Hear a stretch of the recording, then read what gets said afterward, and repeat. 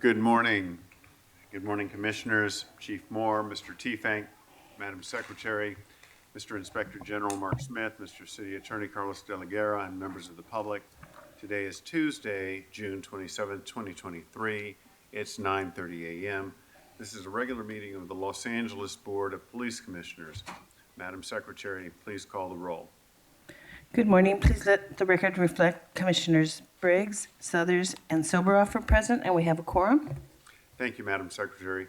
We welcome everyone attending this morning. All public comment will be heard during item number 3 on the agenda. We will dedicate a total of 45 minutes to public comment. Members of the public will have 1 minute per agenda item for a maximum of 2 minutes total. At the request of the speaker will be given 1 additional minute for general public comment for a maximum of 3 minutes total. The order of speakers will be a speaker in this room will go first, then we will take a speaker watching today's meeting on Zoom. We will alternate between the speakers in the room and Zoom for the total time of 45 minutes. Members of the public who participate in public comment are reminded that they can speak to any item on the agenda or a matter within the jurisdiction of the Board of Police Commissioners. Public comment is your opportunity to address the board. So you are free to express your opinion on matters before the board and to generally express when you disagree with other opinions expressed. However, directing your comments to other individuals who have spoken or attacking others who have expressed their opinion shall be deemed off topic and your public comment period will be concluded. Members of the public, if you choose to participate in the public comment portion of the agenda, you can participate in this meeting in a number of ways outlined on your agenda. For those in the room, submit a speaker card to one of the officers who will then give the card to the board secretary indicating that you wish to speak. For those on Zoom, please raise your virtual hand and you will be chosen in order. For those attending in person, you are reminded that disruptive behavior will be cause for removal. If you disrupt this meeting, you will be provided with 1 warning to cease disruptive behavior. If you fail to cease such disruptive behavior, you will be removed from the meeting. At this time, we are going to go to item number 1 on the agenda. As we all know, June is Pride Month. As individuals and an organization, we are recognizing contributions made by members of the LGBTQ community. The City of Los Angeles formally recognized Pride Month in the early 2000s. Since that time, the LAPD has celebrated, along with other city departments, the many contributions and history of the Los Angeles LGBT community. This morning, I want to address the alarming vitriol and violence that we have seen these past few weeks in communities across Los Angeles. For the past several weeks, we have witnessed protests and physical altercations in our communities against members of the LGBTQ communities and those who support them. After the department's participation in this year's LA Pride Parade, there was an outpouring of hateful comments and criticism espousing hurtful stereotypes towards the LGBTQ community. Let me be abundantly clear. The LAPD serves all Angelenos, not a select few. The department has worked for decades to improve its relationship with marginalized communities, including the LGBTQ community. When working with all stakeholders of marginalized communities, we lean on those community members to inform us on how best to work together. The relationship between the LGBTQ community and the department has come a long way. There will be no backtracking on the progress that we have made. We will not tolerate intolerance of diverse community members. We will not sacrifice our tolerance or inclusiveness for the sake of bigoted and, dare I say, ignorant few. Not in Los Angeles and not in this police department. Recently, the Office of Attorney General Rob Bonita released data that shows over 391 reported hate crimes targeting the LGBTQ community. This is an increase between 2021 and 2022. There are 45 reported transgender hate crimes an increase of 55%. The rise in documented hate crimes should concern us all. I use the word documented because it is important to note that often these crimes are not reported to law enforcement. Think of our many neighbors who suffer in silence with these indignities. For so many of us, there are people who we care deeply about. For all of the hatred we see, there's an emotional and sometimes physical toll. These are not numbers, these are people. The data also highlights that LGBTQ children are 4 times more likely to be bullied in school. Bullying is a national concern for parents and schools, but here we are in a moment we are now questioning if schools should be able to use the tools at their disposal to teach tolerance, foster inclusiveness, and create welcoming environments. One statistic that I find truly troubling is that over half the youth in the LGBTQ community consider taking their own life. Children, with their entire lives ahead of them, are considering leaving their families and friends because they are not sure if their lives will afford them the same freedoms and acceptance that others have. If this does not convince us that we must do better, I don't know what will. As Angelenos, if you think that LGBTQ youth are not attending our schools, if you think their families do not need support, if you think adults screaming, shouting, and physically fighting outside of schools is okay, you're mistaken. Internally, the Los Angeles Police Department began developing inclusive policies during the tenure of former Chief Bernard Parks. This was nearly 30 years ago. Each commission and chief of police since that time has built on this model of inclusion, and we plan to continue it. Everyone should be mindful that acceptance is not indoctrination. Accepting someone for whom they love or who they see themselves as harms no one. What harms us all is the notion that someone different from ourselves must be shunned, cast aside, or treated differently. That narrow mindset has done more to harm civilization than mere acceptance of others. Treating each other as human beings and respecting what is important to other people is not an agenda. Working together, supporting one another, sharing experiences, and reaching common ground is part of living together in a civilized society. I look forward to hearing today's presentation from the department on Pride Month, and I hope that it will encourage us to continue to work towards equality and tolerance. At this time, we will move to item number 2 on the agenda, the report of the Chief of Police. Good morning, Chief Moore. Commissioner President Briggs, thank you. Good morning, and thank you for your remarks.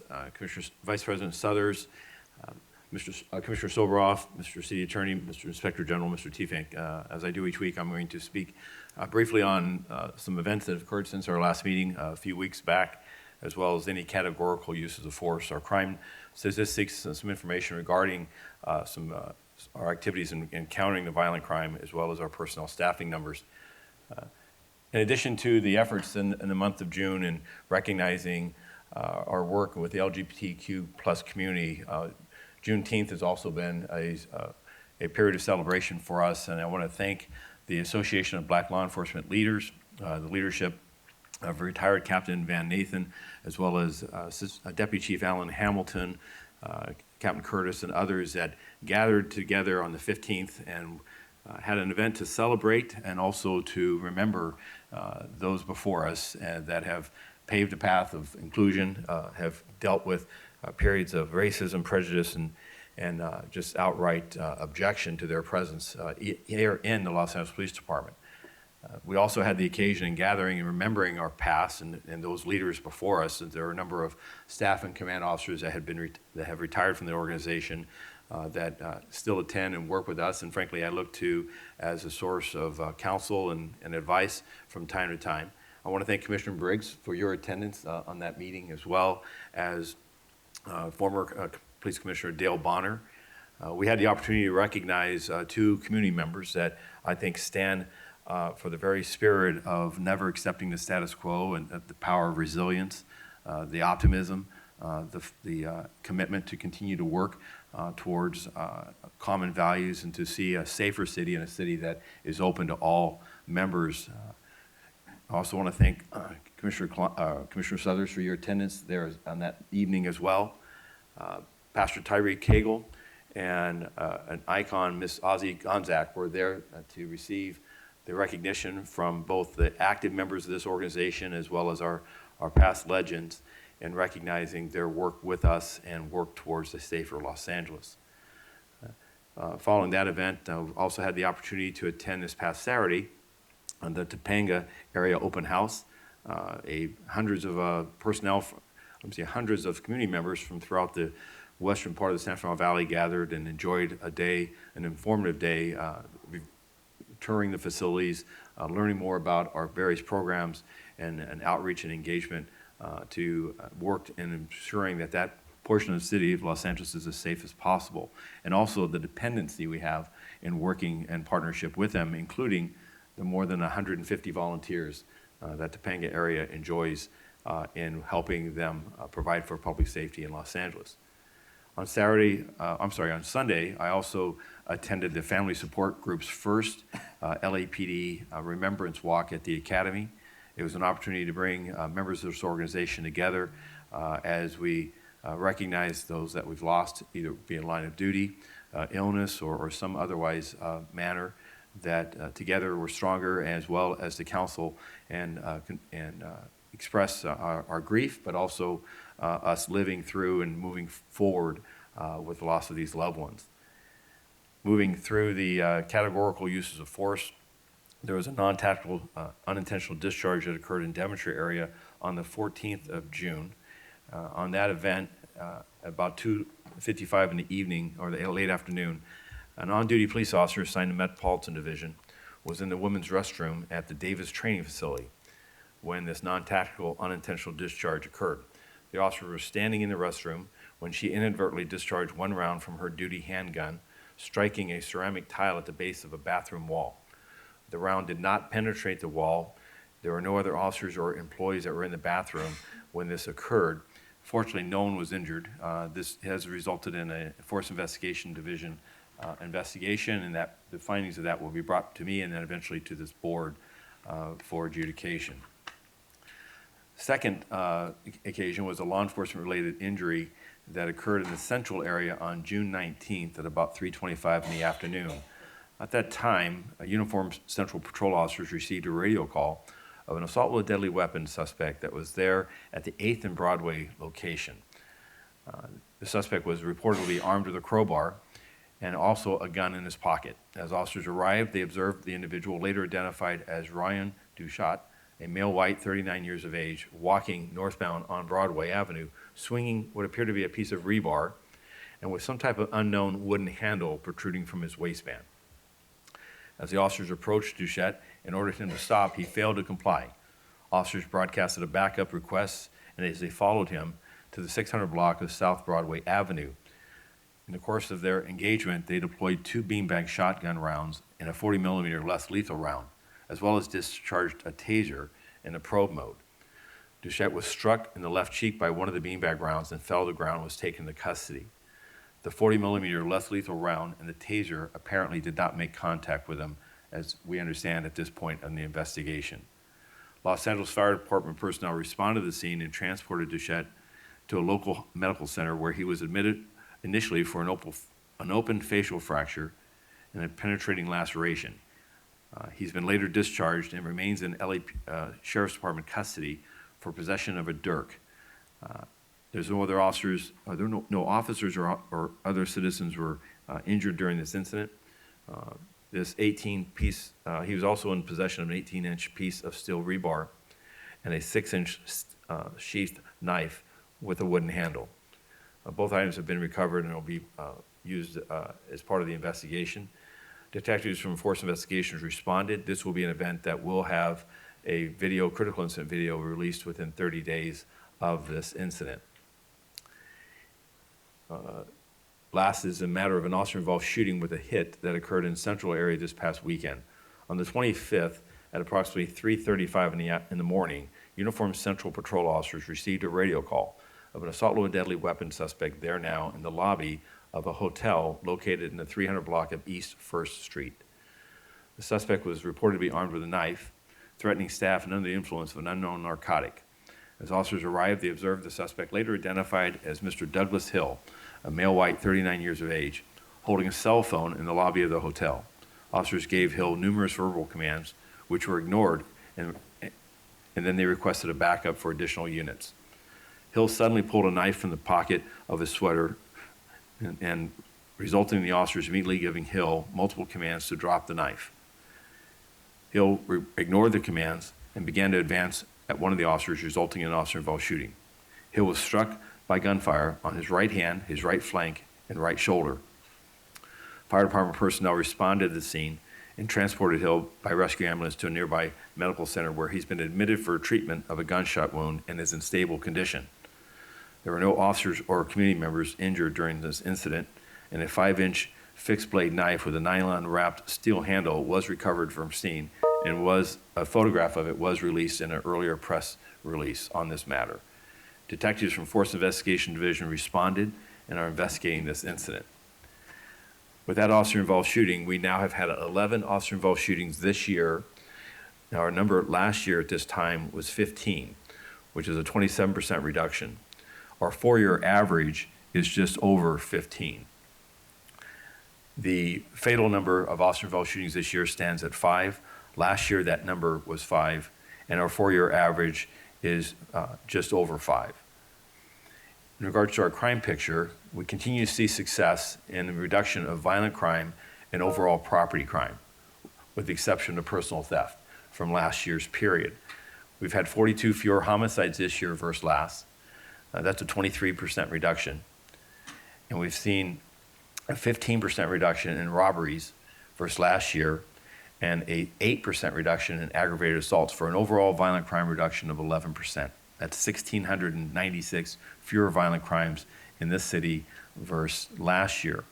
I'm also want to draw out that compared to 2019, which is a pre-pandemic period, we have a 1.1% reduction. So we're essentially flat. The two areas when we look to in 2023 versus 2019 continues to be gun violence. We still have a 6% increase in homicides this period versus the same period in 2019, and an 11.7% increase in aggravated assaults. And when we look at our robbery picture, I think that's where the greatest evidence of the challenge we have with firearms in the city of Los Angeles is that robberies in the city of Los Angeles compared to 2019 are actually down 16.6% from 2019. That's a substantial reduction. However, robberies involving firearms for that same period are up 11%, which is where we see our largest challenge. Year to date, the department has recovered 3,424 firearms, so it's been booked into evidence. 553 of those have been ghost guns. While we have seen a reduction in the number of guns recovered this year versus last, overall we still have an increase compared to our 5-year average. So the number of guns that are in the street are still higher than what we've had pre-pandemic. It's impacting us in regards to the number of shooting victims, our homicides, and the aspect of our efforts to identify those trafficking in guns, including ghost guns, will continue, because I believe as we see success in that area and as we see the prosecution of individuals involved in this gun violence, we'll see us have greater success in lowering the issues of gun violence. This is a matter I brought before this commission in talking about an earlier spat with a terrible weekend of gun violence. I want to update the community as well as this commission. On June 5th in 77th area, there was a report of multiple calls of shots being fired in the area of 81st and Avalon Boulevard. And from my earlier report, I talked about the 4 victims that were inside a vehicle when another vehicle came by and fired shots into that vehicle, injuring the female black driver with a gunshot wound to her leg, and also a 12-month-old infant, a female infant, who suffered a gunshot wound to her foot. During the course of the investigation, detectives responding to that scene and then the follow-ups that followed, identified 3 individuals we believe responsible for the multi-4 attempt murder that occurred there. The investigation revealed that these individuals had stolen a Kia Optima from the North Hollywood area and traveled back to 77th looking for revenge, involving an earlier shooting where 2 of those 3 individuals had been shot by a rival street gang. I last week visited the 77th area detectives, the gang detectives, to thank them for their work, as their investigative efforts involved not just the effort of recovering closed-circuit television camera footage from the scene where this crime occurred, but also the path in which these individuals used to go to the scene and leave, as well as video evidence from where the vehicle was stolen from, as well as where it was recovered. And it was recovered in the Newton area, which was a few miles away. Tragically, what we've identified in recovery of the vehicle, the evidence of including gun casings that were inside of that stolen vehicle, and the video of the scene and other locations, which in working with Southeast Gang Enforcement Detail and Newton Area Gang Enforcement Details, positively identified 2 16-year-olds and a 17-year-old who we believe were directly responsible for this. The District Attorney's Office has filed attempt murder charges on these individuals, and I think that this points out that, first of all, the diligence of our people. I'm continue to be impressed. Today we stand at an 86% solve rate on homicides in the state of Los Angeles. That is a direct result of a combination of outstanding tenacity, the effective use of technology and sources of information, as well as our community working with us to help us identify these individuals that can pose such a serious risk to life in the streets of Los Angeles. But this also points out the critical need for our continued efforts of gang intervention, community intervention workers, and others to help individuals such as these 3 that have spiraled in their life in a sense that they are actually out hunting, if you will, for other individuals over a turf issue or over an issue of retaliation stemming from disputes that have gone back for decades. So what I ask for is, and I appreciate, is the ongoing efforts of our gang interventionists, our pastors, our faith institutions, as well as families and others that, as they see their young people go into these lifestyles, that recognize that that perilous journey can often result in the loss of life or the taking of others. Moving next into our personnel strength, we stand at 9,055 sworn members of this organization. That is an increase of 25 from our last report on the 6th of June. We're still 405 personnel under our authorized strength, our sworn ranks. On our civilian ranks, we stand at 2,636. That's an increase of 16 personnel. That still leaves us 69 personnel under deployed in our civilian professional ranks. There's been no change with our reserve officers at 442, and our volunteers stand at just under 2,300 volunteers. That concludes my remarks, and I thank you for the time.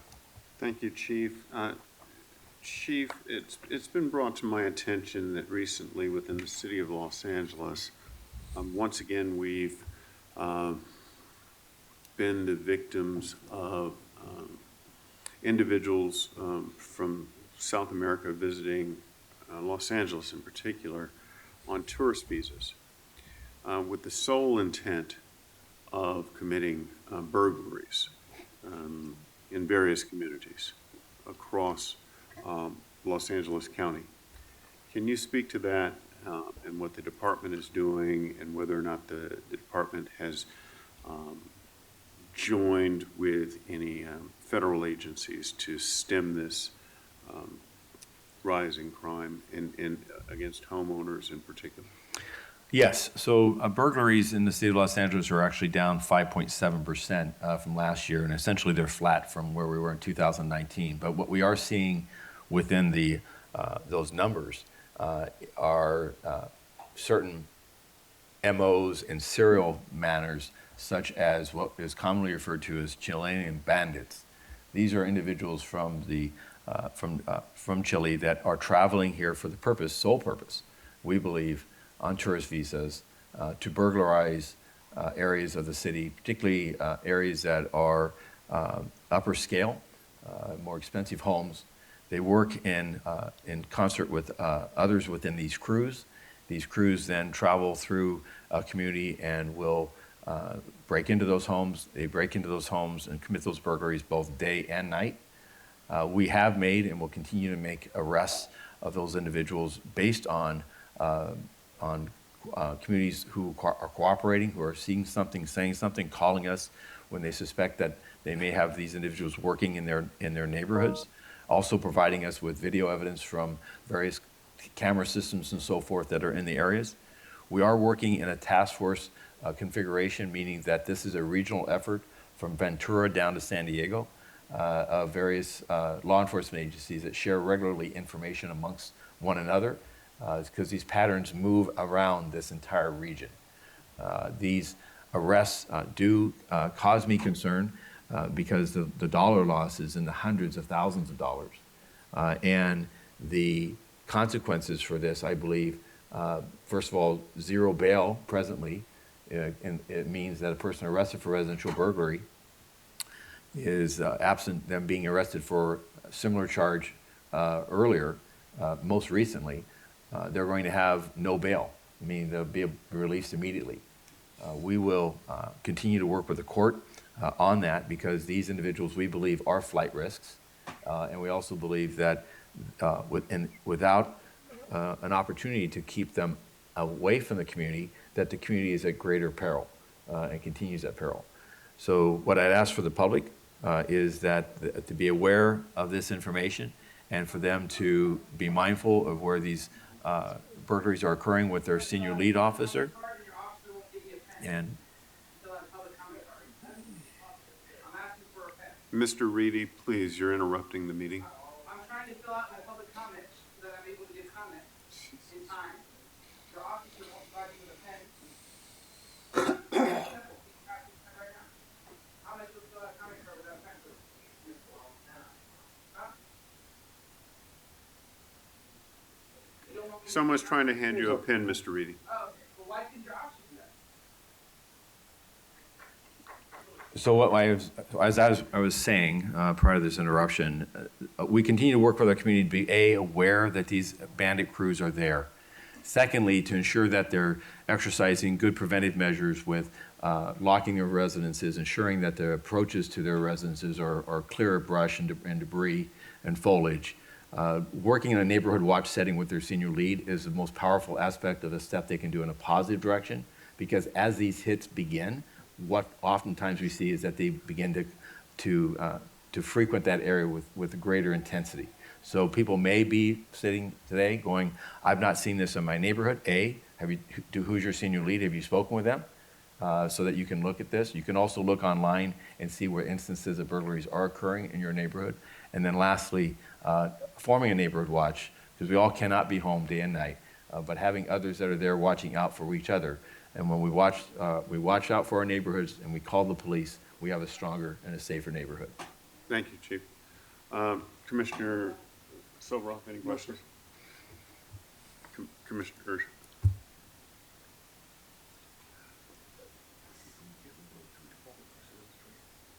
Yeah.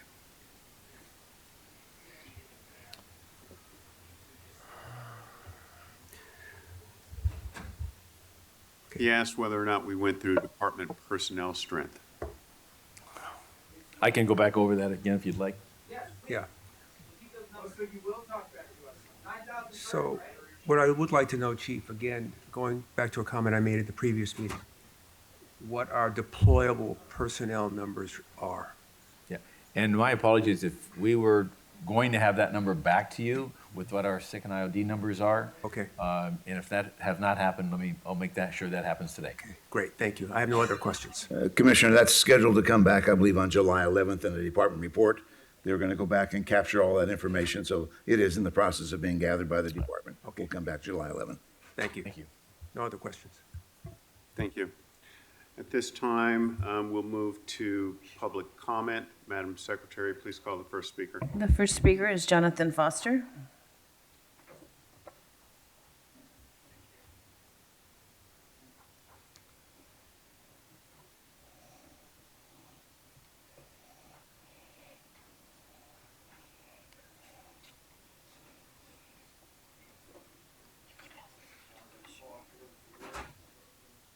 hello. Okay. 4 weeks and no OIS, okay. The recording of Rodney King was made by George Holliday. He was murdered by COVID-19. He died September 20th, 2021. Never forget this hero. And Southers has been around for more than a double high. It didn't amount to much, really, I don't think. There were so many lies through the presentation of the ADO. I've got 5 pages of comment that I'll be going through. So here we are again. Has to be that there is also accountability. Which there There's a face the fucking wall! They say never, ever be pictured with a drink in your hand and never swear, but this is a big fucking day. Yeah, well, that was the guy that appointed this other dude, and he was told that it was a live broadcast, no swearing. And this is where the F word comes from, is the guy that appointed you. And I wanted to say, I'm not telling anyone not to swear here, but I don't like it. And I support anyone who needs to swear here. I support it. All I'm saying is, me here, I hope to not swear here.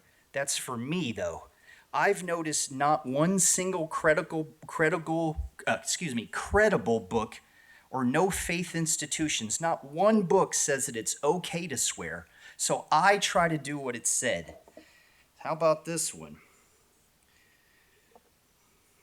You've been here on a number of times. You understand the rules here, and it's 45 minutes. Commissioner Briggs, I like allowing everyone that You didn't comes take in care and of this? submits a comment card to be When able to are you speak. taking If care they of come this? out this way, they should have an opportunity to speak.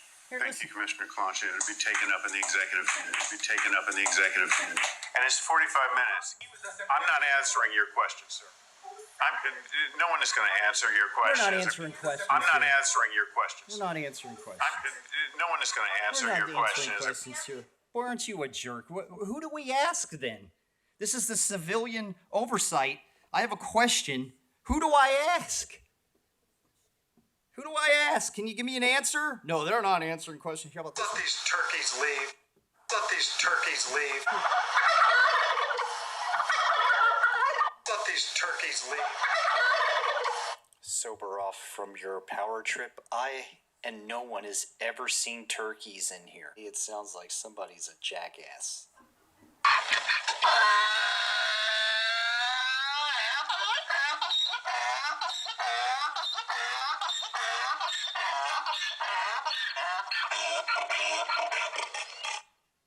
I just couldn't say it any better than that. It is really disgusting that I can't speak on every item. We're going July 4th, and you know what they died for? Not your shaved head to telling me I can't speak on every item.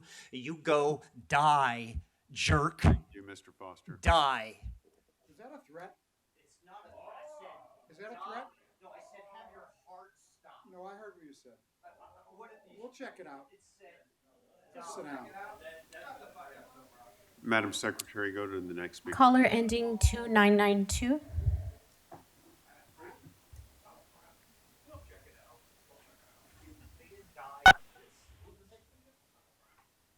Hi, yes, good morning. I'd like to speak on all items in public comment, please.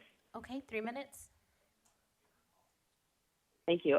It is appropriate for the city controller to be dedicating limited city resources delving into the name of a company where dogs are purchased for the LAPD. These dogs are a critical component to the safety of the public and their officers, and it's vital that the donation be approved since the city provides no funding for the purchase of dogs. I would suggest that he go on some ride-alongs with some of the canine handlers, both at LAX and elsewhere in the city. They are doing amazing work and saving lives. All dogs and horses are purchased through private donations. Respectfully, the city controller needs to stay in his lane. Also, I'm glad that he clearly supports LGBT and Asian community members. He hasn't addressed the sexual harassment and hostile work environment claims against him in his office. He is not someone who should be representing the second largest city in the country on a topic as important as city finances. His social media account needs to be more professional. This is supposed to be an adult male city representative, not a tween pandering to young and ignorant LAPD hating social justice warrior Antifa members. He needs to look into the many millions of dollars that are going into nonprofits who claim to help the homeless, but who are instead using the money for things like giving free meth pipes to the addicted homeless by using city and state funding. Also, Karen Bass and this commission need to recognize that our homeless crisis is not due to a lack of housing. It's due to Prop 4757, AB 109, and a criminal element. We need all three of those laws repealed, and we need our city council members and mayor to help this happen. The only people who these laws benefit are the cartels, since gang members are their distributors, and it benefits them for gang members to be operating freely in the community rather than behind bars, and addicts stealing via 47 to pay for their drugs. I urge all to Google AB 109 Most Wanted, and you will get a glimpse of the kind of incredibly dangerous criminals who roam our city and who have skipped out on reporting to probation.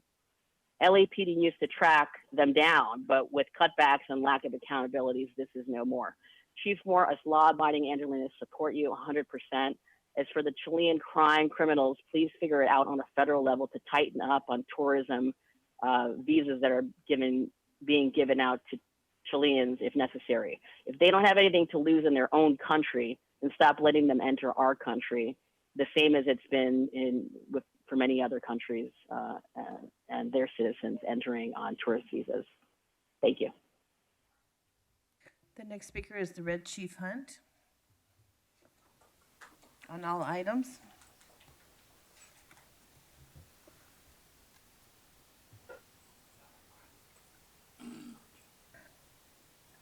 Good morning to the Board of Commissions of LAPD. I don't know who the president is. I had Matt Johnson's phone number, and I don't know who you are and what you do down here, and why are you violating the Brown Act and stuff like that. These people get more than one warning; they get two. Just to be for correction. Number two, I don't like the way the LAPD is being governed right now. I'm calling for direct changes from Michael Moore all the way down and stuff like that. Some of us has been here too long. As far as crime and stuff like that, the police don't stop crime. The neighborhoods stop crime. The community does. You guys got it all wrong, man. And some of us have been here way too long. I need the president's card. Tiki, you need to give me a call. We need to start making changes and things like that. I didn't come down here to embarrass anybody today.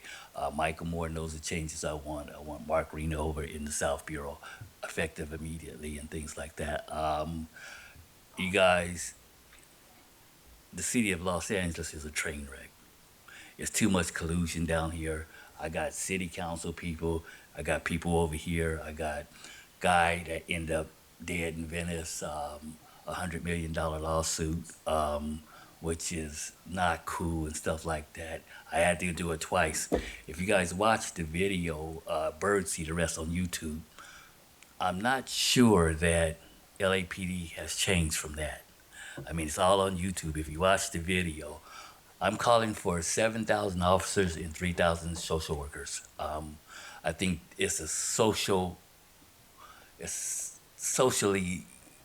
social workers need to be involved here with LAPD. A lot of these hate crimes and stuff like that with the kids and stuff like that, they need social workers to talk to, not LAPD. LAPD don't know anything about social work, and that's the so sad thing about it. These people need an avenue that they can turn to and somebody that they can trust and things like that. LAPD hasn't won my vote of confidence. Go to Birdseed Arrest again, and I've been arrested 93 times. Hunt versus the city of Los Angeles, the right to due process 3 times in federal court. 9th Circuit winner, I cleaned the whole city up and things like that. I wiped the city attorney's ass out. You guys ought to start listening to what the people say. Michael, if I have to bring a petition to get rid of Chief Woodruff down here with 100,000 signatures, it'll get done. And I'm asking you kindly to make these changes so that I can go in and start doing things before I leave that area. Good luck to you guys, man.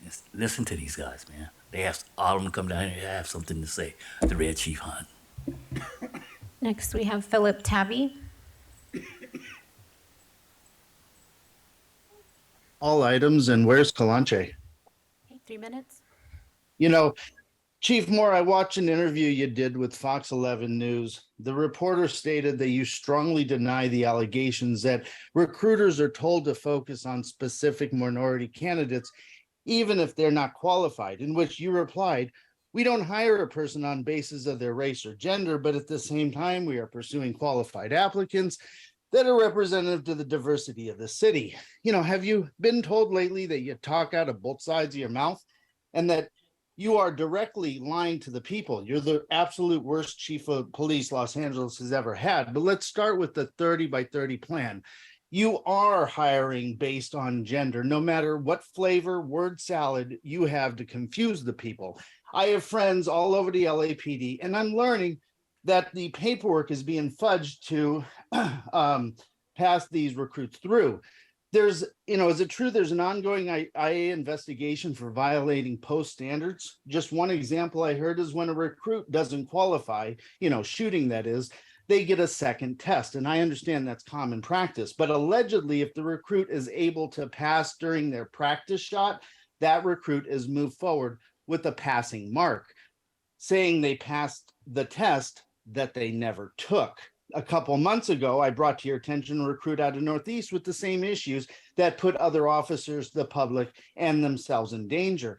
I've heard from many officers that these recruits coming out of the academy are horrible. But Mike, you love to double down on everything. You said, and I quote, "The recruits we see today are better educated, better qualified than the prior generations, and that at times is hard for prior generations to appreciate." Wow, what a slap in the face to all the other officers. At last week's meeting, you told us that you were on King Air a couple of months ago. Please don't tell me that you were on another credit union junket. Hey, media, we should pull those flight logs to see if King Air picked him up in Idaho while he was skiing. This is the same trip he was on when 3 canine officers were shot. Mayor Bass and even Kevin De Leon were at the hospital, but I heard you more did not respond right away. But at last week's meeting, Briggs, you asked how many women are pilots with air support. Out of 31 members, Captain Parker said 10 are crew members, and that makes up pilots and TFOs. So Briggs, LAPD does not have 10 female pilots, but Chief Bended Knee rode on that lie also. And why is it taking Southers so long to get his concern of deployable officers? He asked last week, and now we're finding out it's going to take July 11th to get the answer. What are you, fudging the numbers on that too? I don't trust Chief Moore. Fire him. God bless the LAPD. I give the rest of my time. The next speaker is Mike Greenspan on all items. Mike Greenspan, a Bruin butt-kicking Florida Gator, and I'm great to be here today. Too bad Commissioner Gallant and Commissioner Shields aren't. I guess they're working on becoming Carusos in their own respect, in their own ranks. Yes, he missed 40% of the police commission meetings while chairing it. Now, I got good news. Gator Nation has just recognized Queer Nation. But you know what that means? We got to call y'all queers. We wouldn't want you calling us Seminoles, Hurricanes, or Bruins. We're Gators. So, yes, Queer Nation, you are getting recognition from Gator Nation. That's what you wanted. That's what you're getting. After all, I've been telling the story about somebody who is a teenager, underage, who let a queer suck his dick for cigarettes, and he would only get 1 pack. The minimum wage at that time was $1.60 an hour, and a pack of cigarettes cost 50 cents. So guess what? He was getting 1/3 of the minimum wage per hour. I got some labor influence. If a blowjob takes 15 minutes, pay him an hour's worth of pay. But you queers, show some pride. Give the guy a carton. Give him what he should get. Just because he's uneducated and white trash doesn't mean you should take advantage of him. How dare you? How dare you? You talk, after all, I'm from Florida, we don't say gay, we say queer. And you should show some pride. It's your Pride Month. Show some pride. Give him a fair wage. Now, I see you're going to destroy some old records, about 297 boxes, all those police misconducts and everything else. Things like Englander, yes, Englander and his conviction, the part-time pig who happened to be president pro tem of the city council, taking bribes on the plum committee. Why, he took money bribes, hotel room bribes, liquor bill bribes, pussy bribes. He never saw a bribe he didn't like. And of course, He's your darling. He was the law enforcement guy. How disgusting. I mean, can't you get better people on the force? Maybe I should be asking the chief how you get people like Englander to have a badge, a gun, the power to arrest while taking bribes. Just how dishonest. And he cost us $75,000 for sexual harassment. Welfare for the filthy kike rich, a $75,000 welfare check. Fuck off! Next, we have Betty Lay.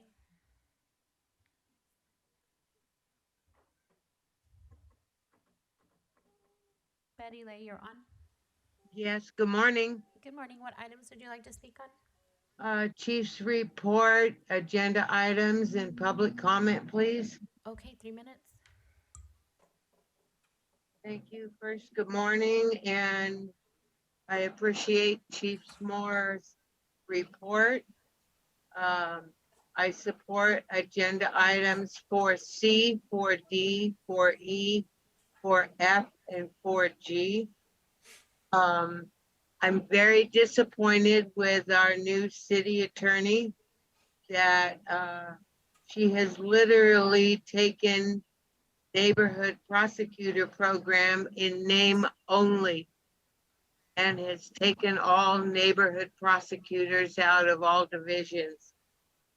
For over a decade, an extremely supportive resource tool that she has dismantled is extremely unacceptable.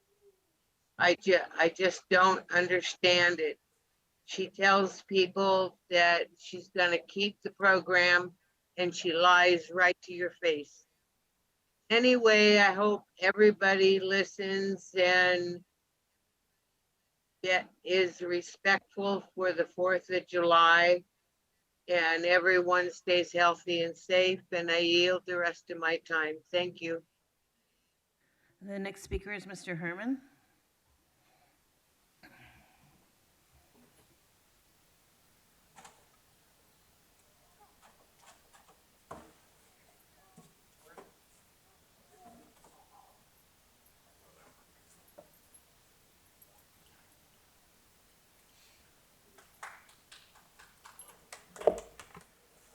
Woo!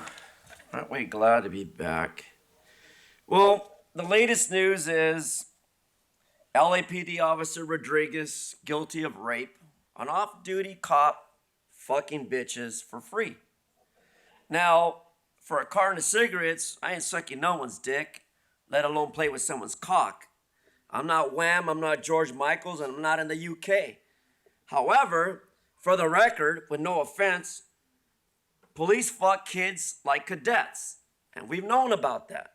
Now, the history of this is whether or not it's still going on, because if that jackass, dumb motherfucker, city attorney, 2 lying former assholes on the top rank of the state bar investigation for lying about DWP, now we have an issue whether or not the chief and the cadets are fucking each other because grown professionals like fucking children. Now, never in my career did I ever think of fucking a child, let alone fuck myself, getting fucked by a TRO, getting fucked by a slap, but I'm back to express myself because under 42 U.S.C. 1983, Soberoff knows better that on the conditions of not getting his dog license, I'm not the dumb motherfucker or the bald motherfucker, but he is because my dog has a certified affidavit. Roof, roof, roof, roof. So Baldy there, get your shit together. Since 2015, Rodriguez has been fucking around and getting away with it because your detectives allow it. On the other hand, Simplify fags gotta understand that queer and fags in this goddamn doomed nation is a terrible thing to think about. And that's the reason why God hates you and you're all going to hell. Especially bald motherfuckers who think so hard about shutting me down, censoring me, and not protecting my First Amendment right under the color of law because one bald fucking juju wants to turn his back on me in the last meeting. I don't see that happening today, huh? Fucking juju motherfuckers. Let's get it straight. You can suck cock, suck dick, lick pussy, eat ass, that's your problem. But this queer ain't going back to LA unless I have a reason, and I do have a reason. I want to know why you allow police to fuck cadets, why explorers are getting fucked, why teachers are fucking children, and why faggot priests are fucking young boys.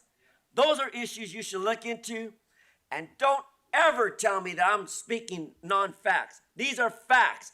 Read about them, do your history, because once again, motherfuckers stick a dick up your ass. These are for the record. Next, we have T. Are you going to take my public comments for the record, sir? It's my testimony. Thank you. Hello. Hi, what items would you like to speak on? All of them. Okay, 3 minutes. Where do I start? Like, this meeting is a circus. It's really telling who you all, one, the woman that regulates, the speakers. We know how Zoom works. We know how the meeting works and you get cards. We know who you let waste time in these meetings. This is just a circus every week, right? And you let people go on. Briggs, you read a statement at the beginning of this meeting, right, about public comment. You all let nonsense and hateful comments and racist comments go on and on and on. But whenever any of us, including and especially Black folks, speak truth to power, you are quick to cut us off and throw us out of the meeting, just like you did Baba Keeley and Dr. Abdullah last week. You had your whole force surrounding them and kicking them out because these folks speak truth to power, right? And speak facts, not nonsense, right? So, you know what? And where's the ASL interpreter that I have requested several times? Y'all have ignored that. And you're like basically not including a whole community of people by not including an ASL interpreter. Okay. Now let me start my comment. I would like my time to be restarted because that just need to be notated. First of all, we're on stolen land here. This is indigenous land that y'all are still an occupying force, okay? Number one. And it was built on the stolen labor of Black folks. Number two. Y'all refuse to acknowledge these two really important historical facts. Number three. This commission continues to be a circus and a rubber stamp body, right? Another intentional discharge, but this commission, Steve Soboroff, want to give police officers a $24,000 housing subsidy to live in our communities, and these are rapists and murderers that have unintentional discharge all the time. You're killing our folks at high number rates.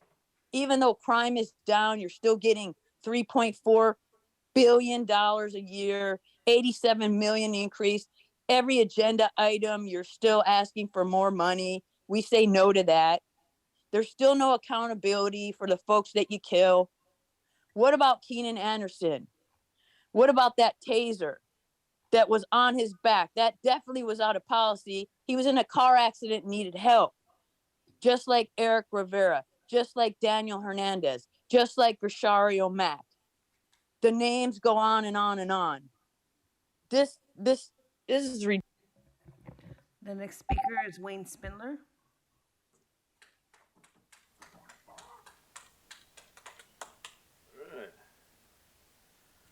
Yes. So I was at the federal court over there. Saw my good friend Paul Paradis. Oh, Steve, he says hello. He's going back to Scottsdale. He told you to say hello. So, buddy. Yeah, how about that, huh? Well, what's that all about? It's about crime. You remember Chief Moore back in 2017 after you filed the fake gun charges and I got an infraction. Remember that? Well, you see, Paul Paradis found out and the state bar found out, and then they went over and printed out my docket. And then they gave it to somebody in San Francisco that falsely testified that it was 2 misdemeanor convictions involving moral turpitude and sent it to the state Supreme Court to clip my fucking ticket. They forgot the federal court and the FBI today fucking forgot, but the guy from the state bar there today saw me in the elevator and went, I'm like, well, what the fuck? Are you having a convulsion? I didn't go anywhere. I'm right here. No puppet today. I put the puppet away today because you guys have been fucking with me again, right? Let's start last week on the Friday. And I was on the freeway going down to Marina Del Rey.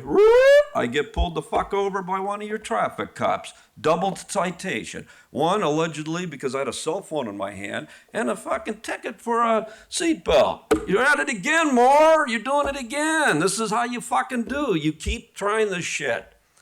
Then we got the 2 break-ins of the house that I have vacant. Your boys came back Friday night and fucking broke in again. Come on, why are you doing that? They switched the locks on the garage, so they keyed them.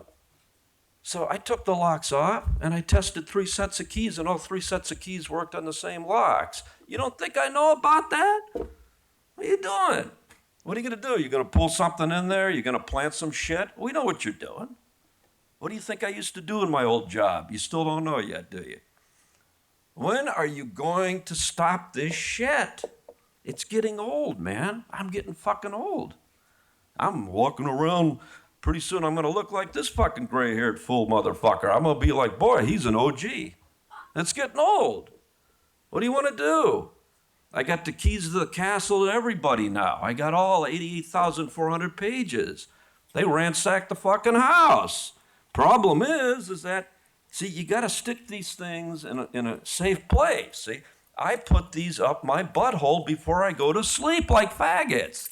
So that way I keep them with me. I'm not going to keep them anywhere else. They're too important, right? You know?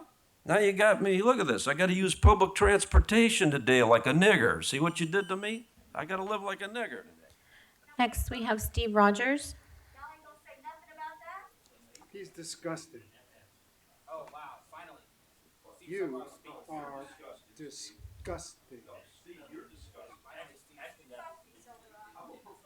Madam Secretary. I'm ready to speak. Hello? Mr. Spindler, please stop disrupting the meeting. The next speaker, please. Okay, Steve Rogers, what items would you like to speak on? Yes, I'd like to speak on all items, and I'd like to request 5 minutes because people who speak in person get 5 minutes, and so should people who speak virtually. Okay, 3 minutes. Yes, I will be down there one day. You can count on that. By the way, let me just say that Briggs should be doing his job, which is to have people arrested who are violating 403 of the Penal Code, disturbing a public meeting. This has been going on for weeks, and we are asking that you do your job. It is very basic. You have a chief of police there, you have a sergeant at arms, you give the warning and advisement at every meeting in the beginning, and it is continually violated by the usual suspects. Okay, let's get things in order and let's have some arrests made for 403 of the Penal Code. If you don't do that, it's a dereliction of duty and a violation of the rights who are there in person and attending virtually. How much longer should this go on? Can anyone give me a reason as to why the law should not be enforced? Okay, so Briggs, do your job. Now, with the identity politics nonsense, I really don't care about your race, your sexual orientation, or many other superficial factors. What we care about is, can you do the job? When people call the LAPD, they expect a response in a timely manner.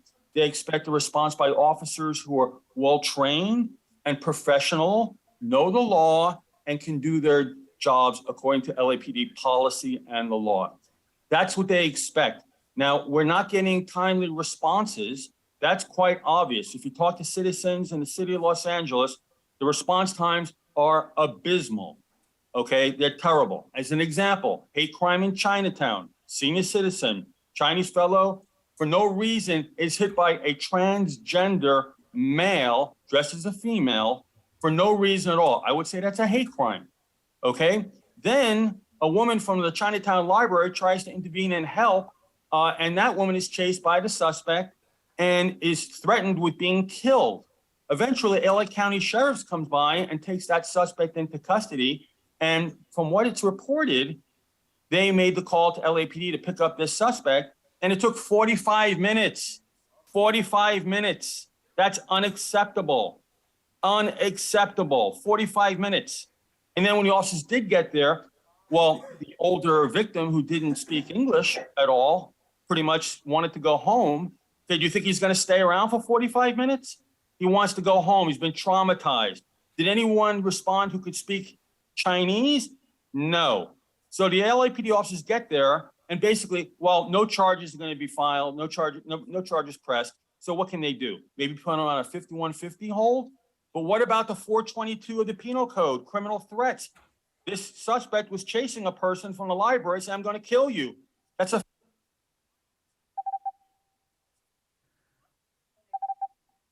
The next speaker is Sarita Joni Fullard.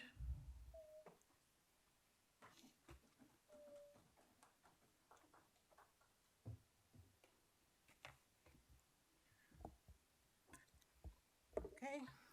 The LAPD misleading a narrative about understaffing is perplexing, when in reality, allocation of resources and time goes towards harassing, surveillancing, and unwarranted scrutiny of Black and Brown communities.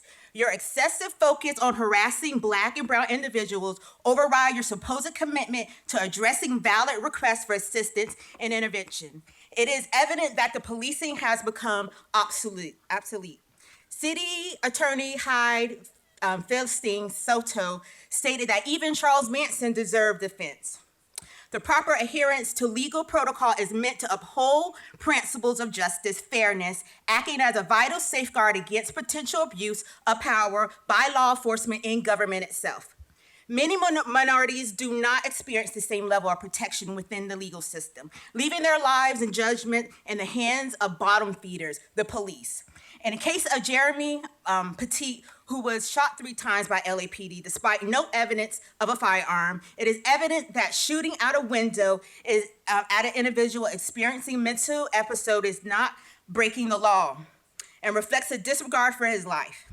It signifies a failure of this department to learn from past mistakes, such as mishandling of explosions in a Black and Brown neighborhoods. Again, the city attorney sees the humanity in Charles Manson. In a week's time, America will celebrate its independence from Great Britain. However, Black people have long understood that the enemy is not always found in a distant land, but can reside within this country behind the voice of authority. The irony of celebrating this holiday in 2023, when basic human rights are not correctly practiced or imagined for Black people. The entire dynamics between police and ruling political party in the city completely is upside down, defying logic and common sense. On one side of the coin consists of the police, who refuse to take responsibility, lack of transparency, aiming to suppress and retaliate against those who attempt to hold them accountable. On the other side of the coin is a certain political party exerting significant control over the city, enabling the police to obstruct injustice in order to safeguard their ultimate goal of maintaining power. In this city, it seems that only perpetrators like Michael Moore are protected, while he engages in gaslighting, conceals acts of rape, murder, sexual harassment. No matter how many times you shed your skin, you will always be a snake. Additionally, it is noteworthy to say that the surgeon who performed the operation on Officer Houston Tippins is also an officer himself, who happens to be a reserve officer. I'm sure his position on the force proved useful when you sought to downplay his murder as a mere freak accident. You are aware of this even as you knelt before his mother during his funeral. You only managed to retain your position to safeguard the fragility of a political party that is driven to navigate around any potential setbacks with approaching campaigns looming near. You are an embedded splinter, and removing you from your position will potentially uncover multiples. Ms. Fuller, your time is up. Thank you. Take place in this city because the transparency, decency. And the five black and brown and Ms. poor Fuller, and your other time is up. marginalized communities. Thank you. More than anything, it defies anyone who attempts to step up to the plate in opposition to this chaos. Which means, now, the only antidote is a revolution. Yeah, I said the R word, not like the other R word that runs rampant throughout these walls. Next, we have Mike C.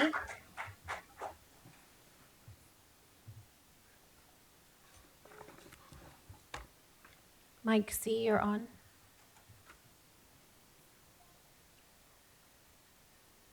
Okay. Let's go to the next speaker.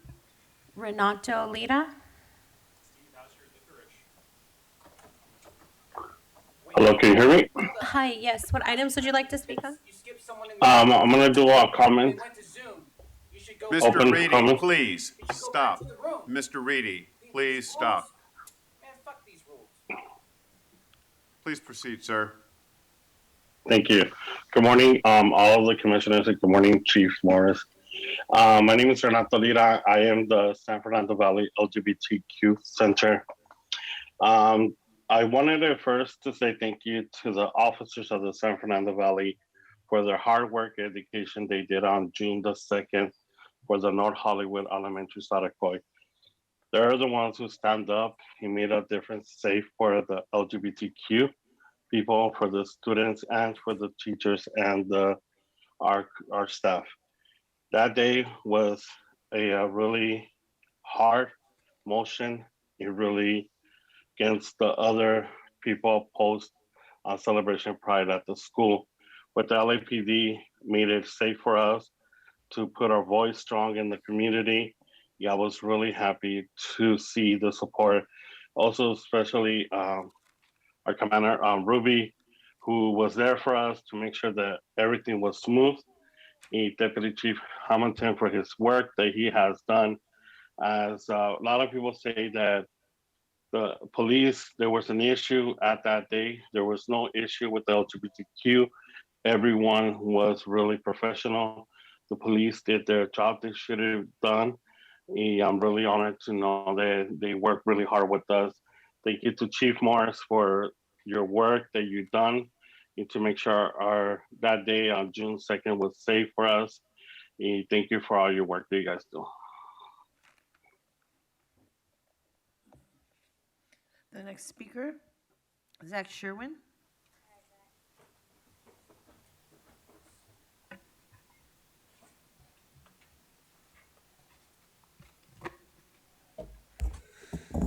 These meetings are off the rails, and Briggs, the extent to which you have lost control of this room is just wild to watch. I'm thinking of 2 weeks ago when things were just melting down in here and you were sitting at the microphone saying, "I'm the presiding officer." You're a ridiculous person, and you are clearly making up the rules in this room as you go along. 2 weeks ago, you told somebody in the room that they could only pace in one half of the room. Is that something you're going to start including in your talk at the little beginning, or is that like a rule that came and went as needed?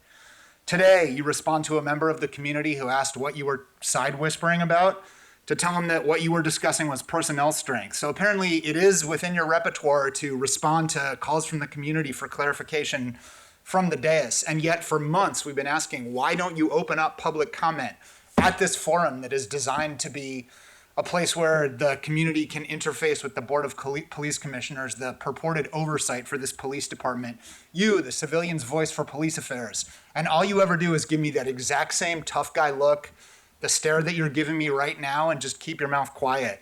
You're making up these rules as you go along. It's so petty and so childish, and it's brought into even sharper relief by the fact that you are sitting in the most powerful seat in this room. And yet your fragility and your fear of people who are going to be critical, even strongly critical of LAPD, is just wild to see, man. You ooze hostility and scorn for the people whose voice you are supposed to be. The people who take the time to come down here. What are you doing in this seat? You're a bully, Briggs, and you're a coward. And it's absurd that a person of your character is leading this board. I also want to say that the hostility of police officers towards people who come down to be critical of LAPD, you know, you are holding all the like state sanctioned power in here, and you can't handle it when people come down and they're angry. It's just wild to see. I mean, it says it all. Briggs, that speech about Pride Month is a sham. This is the same LAPD who showed up at the protests at We Spa and kettled and arrested and beat and shot pro-trans protesters. Officers are going to the Capitol on January 6th.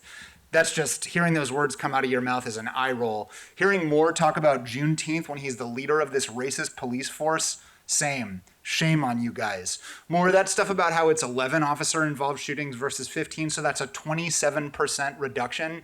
I mean, I guess technically it's mathematically true, but just what a like ignoring of the actual realities of the situation to say something like that. It's so statistical and weird. And all this talk from Briggs about how these are people, each of them is an individual human. Shame on you. Put some pens out. How much money do you have in your budget? Why does it have to be a thing that officer is just like making a whole point of it? I yield the rest of my time. Okay, our final Zoom speaker, Mike C. Mike C, you're on. Can you hear me? Oh, Yes. wait. Yes, what items Okay. would you like to speak on? All items. Okay, 3 minutes. Okay. So good morning. I support all the good officers of the LAPD. There are still a few good ones there. June is the month of the Sacred Heart of Jesus, not the sin of Satan. I don't hate homosexuals, but I'm not going to validate them in their life. That's their parents' job, not mine. May God have mercy on us all. We have all had it with this government skullduggery. You cannot force compliance when it comes to homosexuality. We will not be validating them in any way. Get that through your thick skulls, Commission. Pride is the sin of Satan, a fallen angel. Do you have an outreach program for those who are questioning whether God exists? No. Do you have an outreach program for those people who had their lives ruined by forced government mandates, vaccine garbage? No. Somehow I don't think you do. But you're going to have it for people who made a sexual choice for whatever reason it is. I don't know what that is, but you have one for them. And you're going to make us all accept it and swallow all of it. Why is LAPD involved in identity politics? Are you guys a college? When it comes to alphabet soup stuff like LGBTQ, IA, whatever that stuff is all about, why does policing have to do with any of this sexual identity stuff?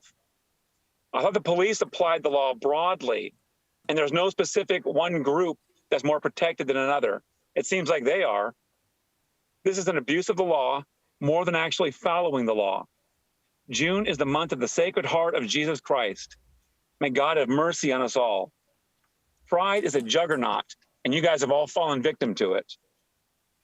I yield my time. The next speaker is Megan.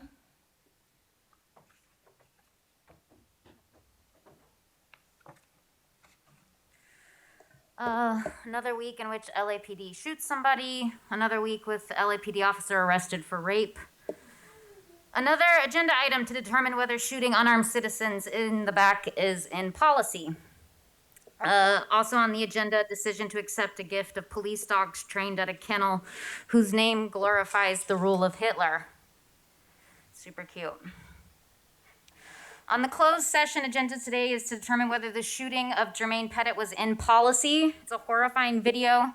An officer verbally confirms that Mr. Pettit is not carrying a weapon seconds before his fellow officers shoot him drive-by style.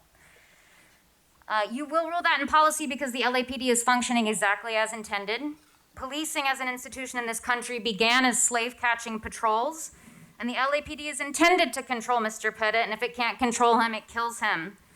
Nothing has radicalized me more than attending these meetings and witnessing the silence and ass-kissing of this commission that is supposed to provide accountability. Every week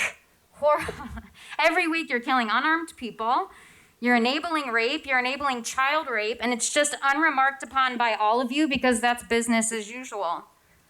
Every week we see the actual purpose of this commission is to silence dissent and to protect the crimes of the LAPD and to force compliance and submission to your authority. And one of the ways that you do this is hiding behind decorum. We're asked to leave under threat of arrest if we don't speak nice enough and respectfully enough to you. You do this by harassing people who have criticized you directly, questioning the safety of their children, arbitrarily demanding they stand on one side of the room or the other, and forcibly removing them from the room. It's hard for you to have to sit here and listen to us and to listen to the truth about yourselves. and to be reminded about what side of history you belong. So you continue to whittle away at what little contact that you actually have with the community, and I'm wondering how long you'll even keep up this minimal charade of accountability. The community orgs who actually provide accountability, Black Lives Matter, Stop LAPD Spying, the People's City Council, you sue them, you harass them, you belittled their representatives at this meeting with racist comments. As an earlier speaker noted, you demand fealty and silence and following the rules when your egos are threatened and when the truth is being told about you, but not when speakers use racist and homophobic slurs. That's all I have to say. The next speaker, Jason Reedy. And this will be the last speaker, Madam Secretary. Thank you. Okay.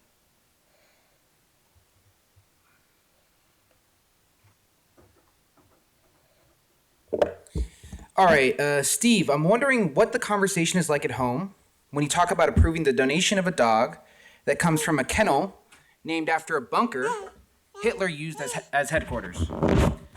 Adhorst International specializes in European police canine imports.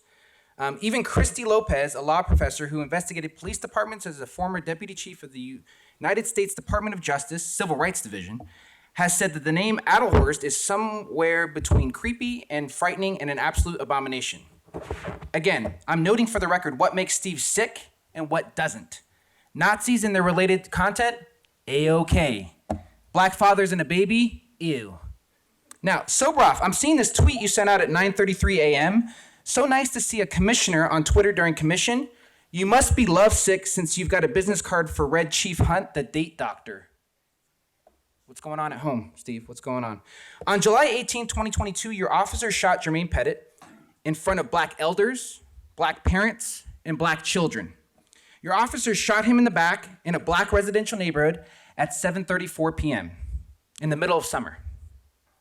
As kids were making their way back home, and now they have to live with the trauma of LAPD shooting down a Black man, a man that looks like them, okay? Jermaine's blood stained that street for months after. They had to walk past that. Do you understand that trauma? Do you understand what that's like to see a shooting? Do you? And it took LAPD's finest 3 minutes to call an ambulance after shooting him in the back and left him there laying for 10 minutes.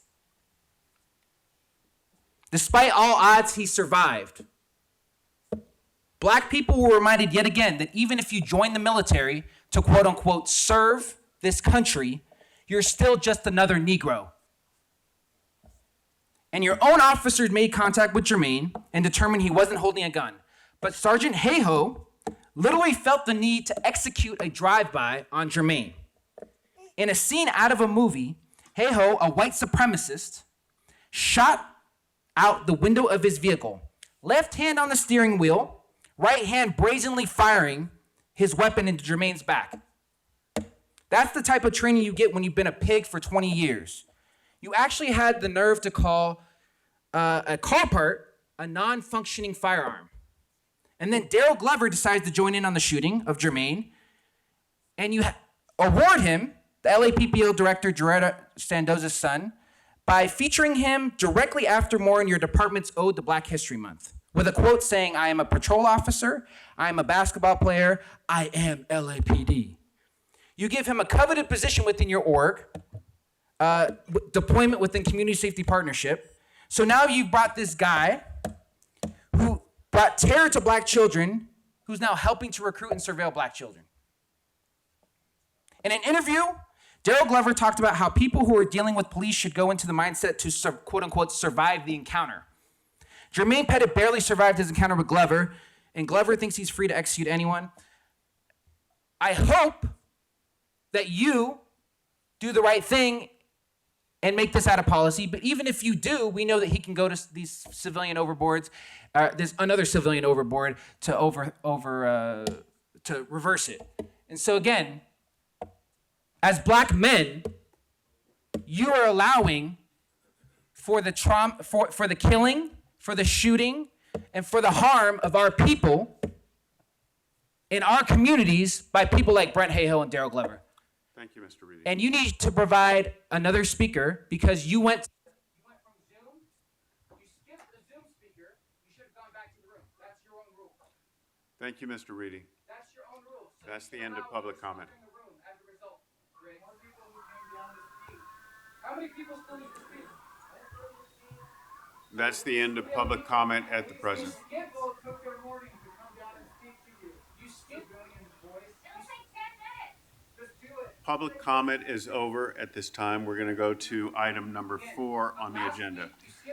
Mr. Reedy, please, you're now interrupting the meeting.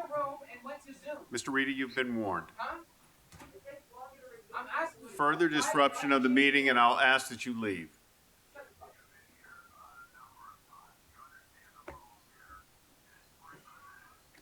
At this time, we're going to item number 4 on the agenda.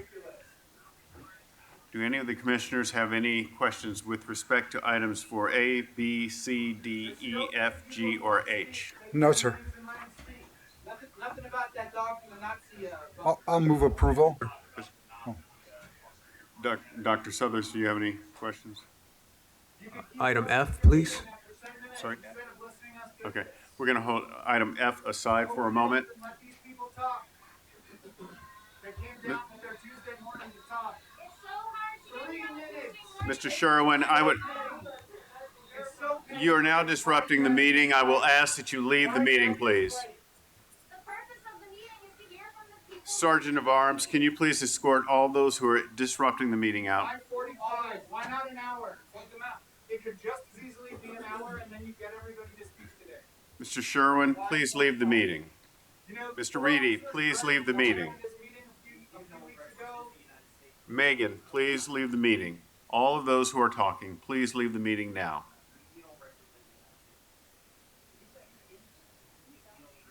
I'm Mr. Sherwin, and she's Megan. I'm asking Sergeant of Arms, please escort these out of the meeting, please. Drag that woman out 3 weeks ago.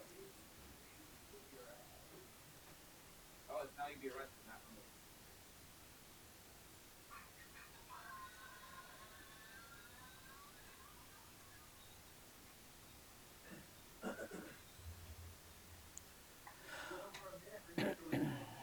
For what? I wasn't removed. I was quiet after your warning. Fuck that shit. Did you ask me to leave? I did. I didn't fucking do I it. asked you to leave, Mr. Reedy. Fuck you! Fuck you, Briggs! Fuck you!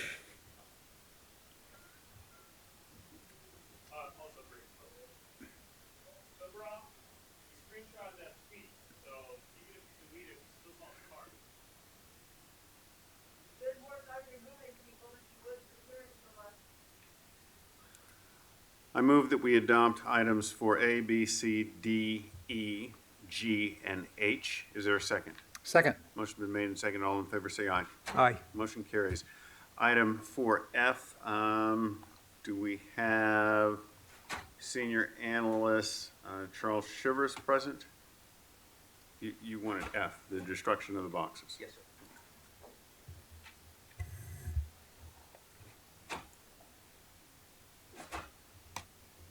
Thank you, sir.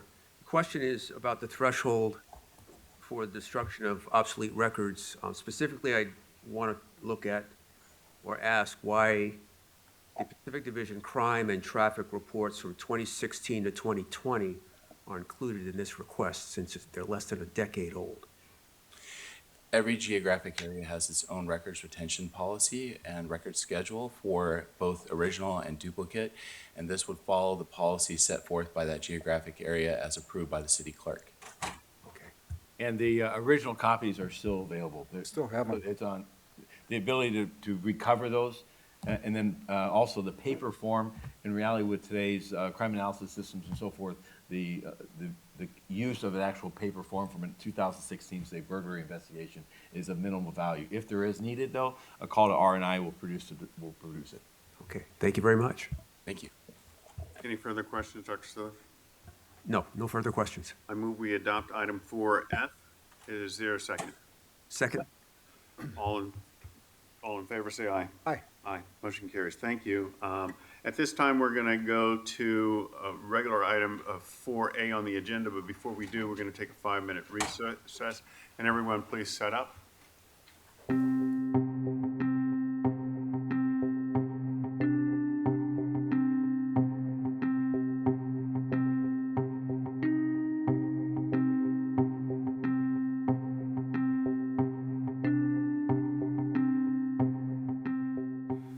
Okay, we're ready to resume.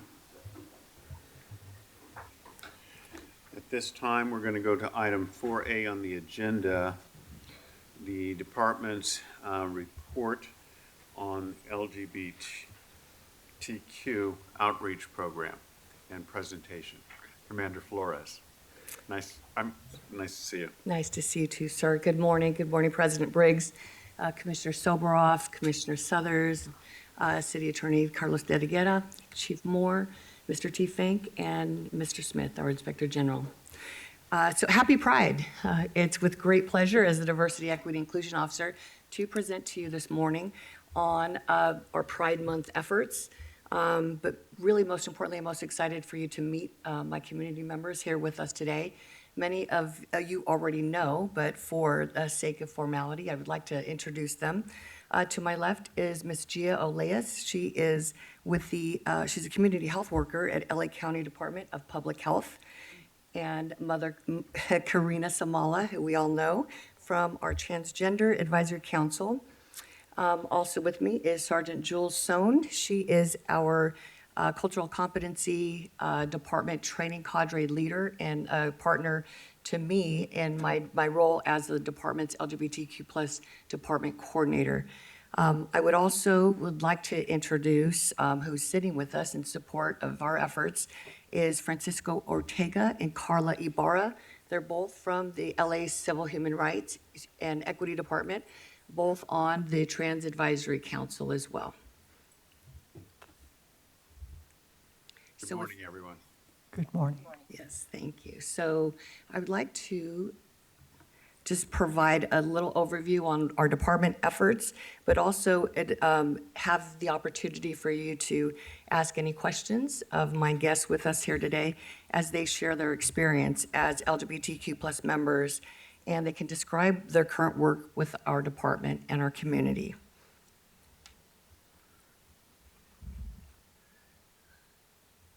So community engagement for us with our working group is all year round. It's not just during the month of June. These are just a few photographs from this year's Pride Parade in LA. This was the second year that it had come back to the city of Los Angeles. Prior to that, it was traditionally held in West Hollywood. It was a great opportunity for us to celebrate with our community. But I think this year was a little more meaningful because we had about 20 employees from our department that marched and participated in celebration of our month. So we do proactive outreach to key organizations in partnership with our LA LGBTQ Center. We do have an existing MOA with them, which has been in existence probably for more than 2 decades from what I understand. And we work with this group to provide training, but also to get to collaborate on efforts on anti-hate and anti-LGBTQ measures. Our Trans Advisory Council, which I'm so proud to be a part of, we meet monthly, and together we have really, you will hear from our group today that you will hear about some of the working projects that we have not only in motion, but some that we have done together over the years. And as you know, we have our annual mixer, which really was born out of this commission in 2016 by former Commissioner Robert Saltzman. And that has been a longstanding tradition, really intended for our employees to celebrate Pride Month, but also with some of our most cherished community members as well. So this week has been a historical week when it comes to Pride efforts in our downtown LA area. Cooper Donuts and Nancy Valverde have now been forever memorialized at the street corners at 2nd and Main. Earlier this year, Council District 14 passed a motion in which they were to unveil and rename this street corner in memory of the life, the legacy, and the resilience of Nancy Valverde. So back in the 50s, the Cooper's Donut was a safe haven, a safe place for our LGBTQ plus community members.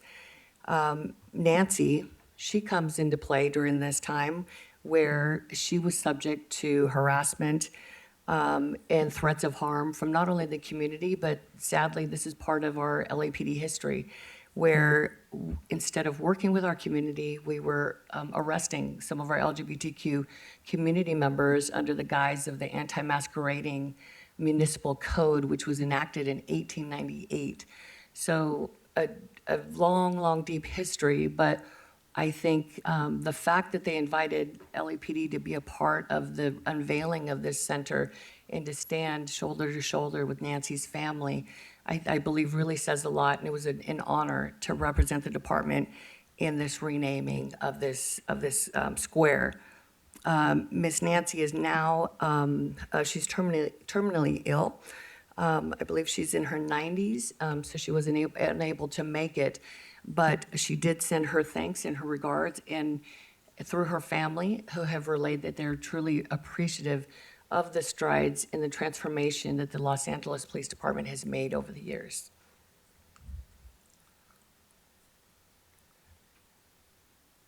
So for the training piece, I'd like to pass this over to Sergeant Jules Sohn, and she can talk about the cultural competency training that she leads for this department and for many years and still ongoing.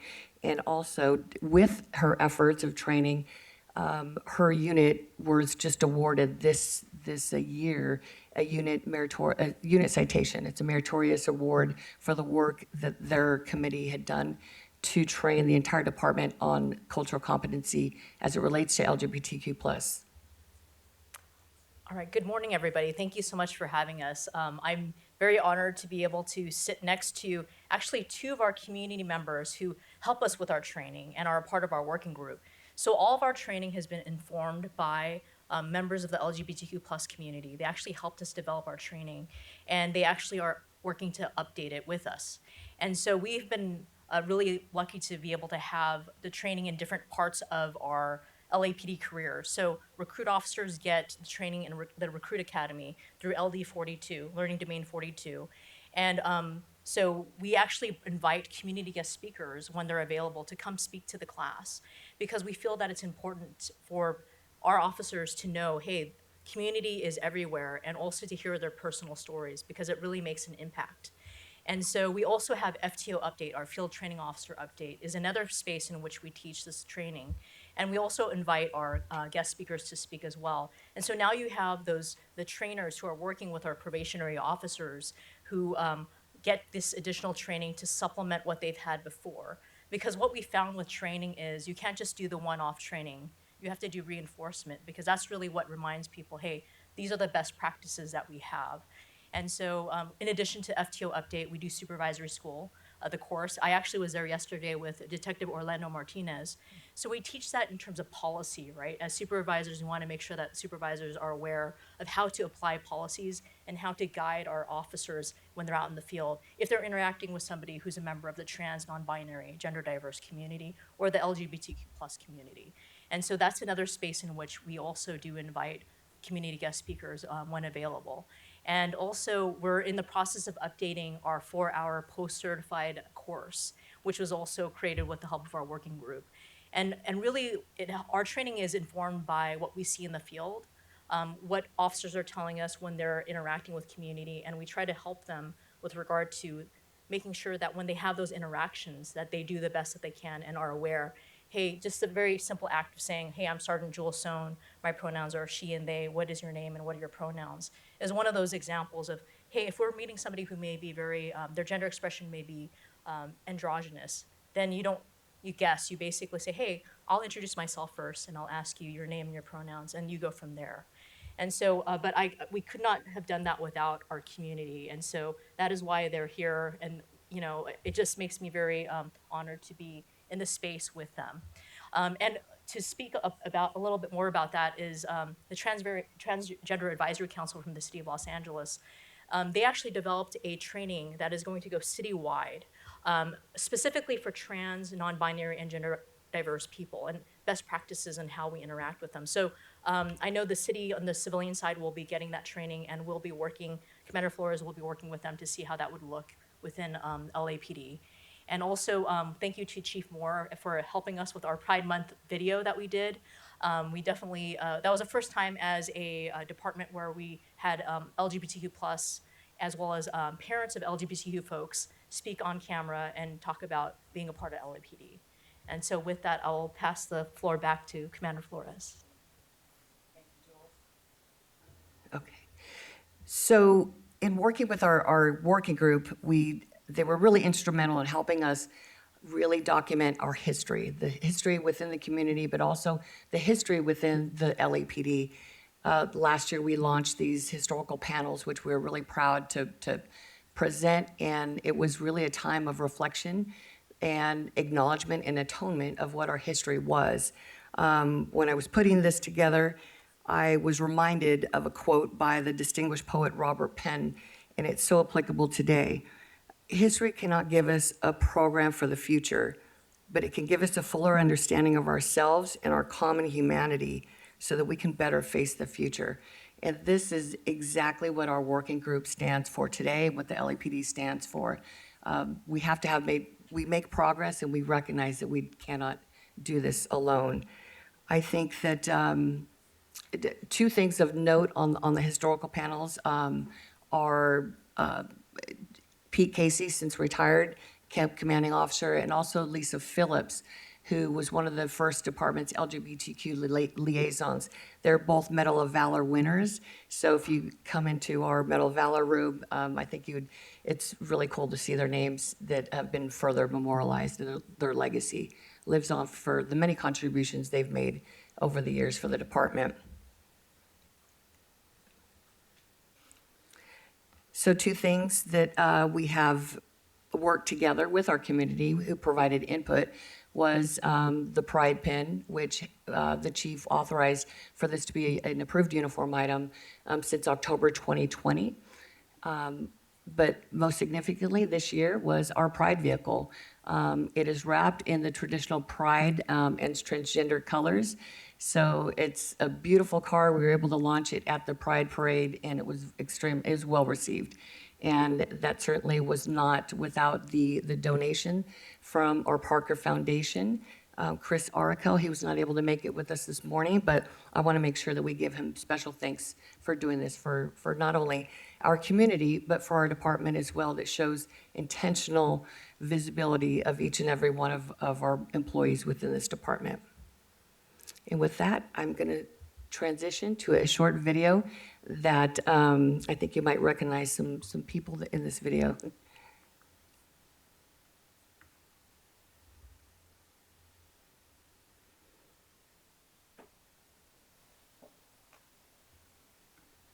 My name is Jasmine Nicola Creighton. I'm gender fierce. I use feminine pronouns. She, her, hers, and sometimes who. My name is Karina Samala. My pronoun is she and her. Hi, my name is London. I used to be Linda. My pronouns are he, him, and hey you. My name is Joaquin, and my pronouns are they and them.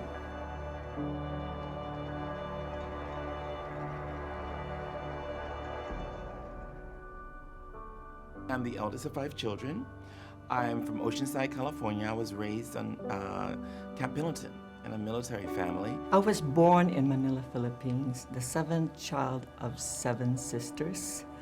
I had a degree in chemical engineering. I worked with Northrop Grumman for 12 years as a senior engineer. I've been a Los Angeles police officer for 24 years. I am a community advocate.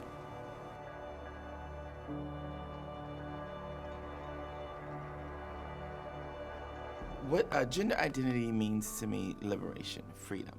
Not having to perform or act in any certain way that is not aligned with how you feel about yourself.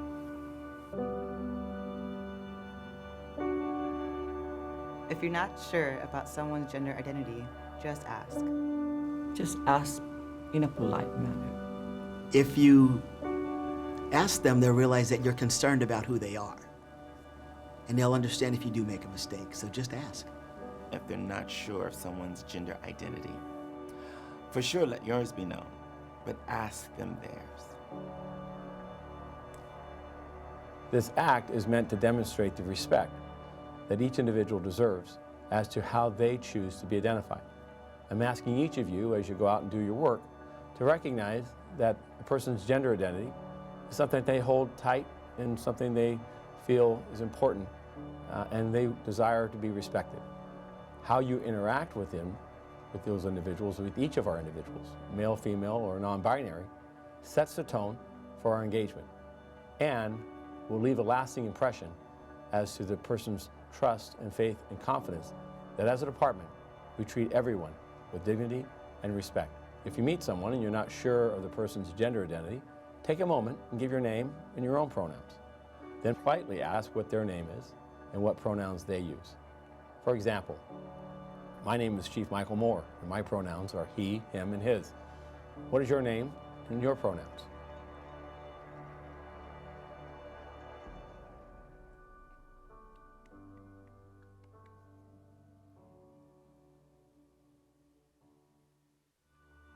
My name is Jack. Thank you. We are really, really proud of this video because it certainly was a collective effort, and without the genuine interest for our community members to help us when it comes to training, it wouldn't have happened. And if we didn't have the relationships that we do, it wouldn't have happened. So to speak a little bit about the video and their work with our working group, I would love to give the floor to Ms. Karina Samala at this time. Well, thank you. Good afternoon, Commissioners and President, and also Chief Moore. Thank you for having us here. And yes, it's been a long journey for us, and I'd like to thank each and every one, please, and thank you for being there for our community. The trans community and non-binary community is under attack all the time. It's vulnerable, and it's also strong and capable. This year, across the United States, about 560 anti-trans and anti-LGBT bills have been introduced to the Congress. These are legislatives that seek to prevent our community from receiving basic health care, housing, employment, and the rights to safety and exist and thrive. We're here and also helping our community, and thank you for having us also and being there for our community. It is important for us to also be there for each other. And please continue. We need your help to guide us, help us, save us. We live our lives every day in fear. We need your help to save us and protect us. Thank you. Good morning. Thank you for having me. My name is Gio Elias. I use they, them, their pronouns. I'm a first-generation American, born and raised in Pacoima, California. My background is in reentry work, so I work with community who have engaged with law enforcement and have experiences in detainment. And with my position in the health department now is to kind of work around data and research around our community. And so some things that we talk about in public health is having an understanding of a life expectancy of someone based off of their zip code in terms of what they have access to throughout their lives. And so what the LGBTQ workforce group is centered on is the health and well-being and safety of all those in community who are engaged with law enforcement, and to ensure that policies are not only in place but implemented. And so as we continue to do the work, as it always is continuing, we call upon you all to ensure that these policies are certainly being met and implemented. Thank you. Thank you, Gia. Thank you, Mother Karina. So just on this last slide, before I conclude with a very impressive video, again produced by our Media Relations Division. These are just some of the community groups that are represented within our working group.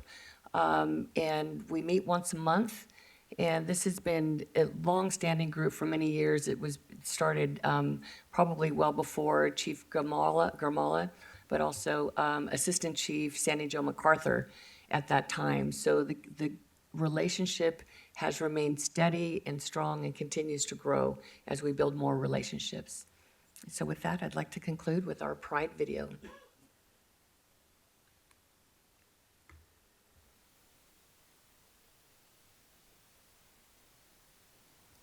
The city of Los Angeles is one of the most culturally diverse cities in the United States. From its founding, the diverse population within the city has played an important role in its overall development. Pride Month is celebrated annually in the United States during the month of June. It's an important time to celebrate the lesbian, gay, bisexual, transgender, and questioning, also known as the LGBTQ+ community around the world, and the overall contribution they've made to our society. This month gives us a chance to engage in meaningful conversations with the LGBTQ+ communities we serve to address concerns, promote transparency, and work together towards positive change. It's also a time to honor and celebrate the members of our department who belong to the LGBTQ+ community, who put this uniform on every single day and dedicate their lives to protecting and serving our communities at large. It's a time to celebrate the countless acts of bravery and selflessness performed by these officers every day, as well as the dedication of our LGBTQ+ members that are part of our civilian professional workforce. A time to acknowledge the dedication each has for the duty, the compassion they bring to their work, and their commitment to actively engage with our community. Our department has a rich history that has evolved over time. From the early days of policing to the modern era, we've made significant strides in improving community relations and enhancing public safety. I'm proud of the progress made by this department in ensuring diversity and inclusion within our organization and for all members of our community, including the LGBTQ+ community. Our efforts in establishing policy, training, and outreach efforts has helped this department lead the profession in ensuring our interactions with members of the LGBTQ+ communities are founded on respect and dignity. And while we've seen the LGBTQ+ membership in our department grow over the years and individuals ascend to the highest levels of our ranks, we also acknowledge that the challenges still exist and further improvement can still be made. We stand committed to actively recruiting new officers from diverse backgrounds, while at the same time retaining and honoring our existing officers by continuing to work to create an environment where all officers can thrive. Please know you are all supported and valued. Our collective strength lies in our ability to bring people together, regardless of background or identity, to forge a better society. By building bridges, embracing diversity, and nurturing understanding, we create a society that is safe, just, and united. I am a fiance. I am a daughter. I am a sister. I am an aunt. I am an equestrian. I'm the proud mom of 2 rescue miniature horses. I am a storyteller. I am LAPD. I'm a son. I'm a brother. I'm a husband. I am visible. I am LAPD. I am a daughter. I am a sister. I'm a niece, and I am a great niece to law enforcement officers. I am LAPD. I am a sibling. I am a Marine Corps veteran. I am a UCLA Bruin. I am a spouse. My pronouns are she, her, they, them. I am LAPD. I am a son. I am a brother. I am someone who loves people. I am LAPD. I am a lion mom. I am strong. I am beautiful. I am an ally. My pronouns are she and hers. I am LAPD. The Los Angeles Police Department celebrates Pride Month with you and is committed to continuing to work for progress and lasting change. Happy Pride.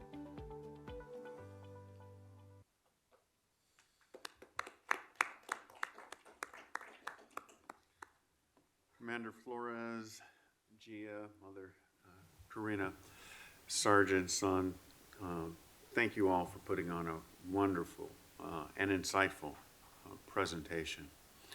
I think it's important that our department continue to recognize those in our community who better all of us, help us all understand that everyone can contribute, no matter how they identify. You heard my remarks at the very beginning, something I'm very passionate about, particularly what's going around in the world today. We saw it here in our meeting, unfortunately, with some of the comments that were made in public. But I do have a question for both Gia and Mother Karina, which is, how can we, LAPD, help you in your communities? I understand that there are acts of violence that occur, but beyond that, are there other things that we can do to actually help? Yeah, we've come a long way from where we started. I've started working with this community for almost 30 years now. At that time, there were no laws that protect us.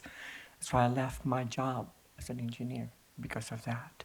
And I saw the need, especially with our new generations, and also having also our own chosen families. And that's the reason why they call me Mother Karina of the transgender family, because they all come to me for help on any issues that they have. And I encourage my community to have their own chosen families, to be there for each other and help with each other. That's the reason why they do that, because a lot of their siblings, their relatives, throw them out on the streets for non-acceptance. And we've gone through a lot of them. Some of my daughters that I have got, kill themselves because of things like that. And I got called upon for help. And that's the reason why I was reaching out and said, please be there for us and help us, keep us safe because of all this, hatred against our transgender, which I call my family.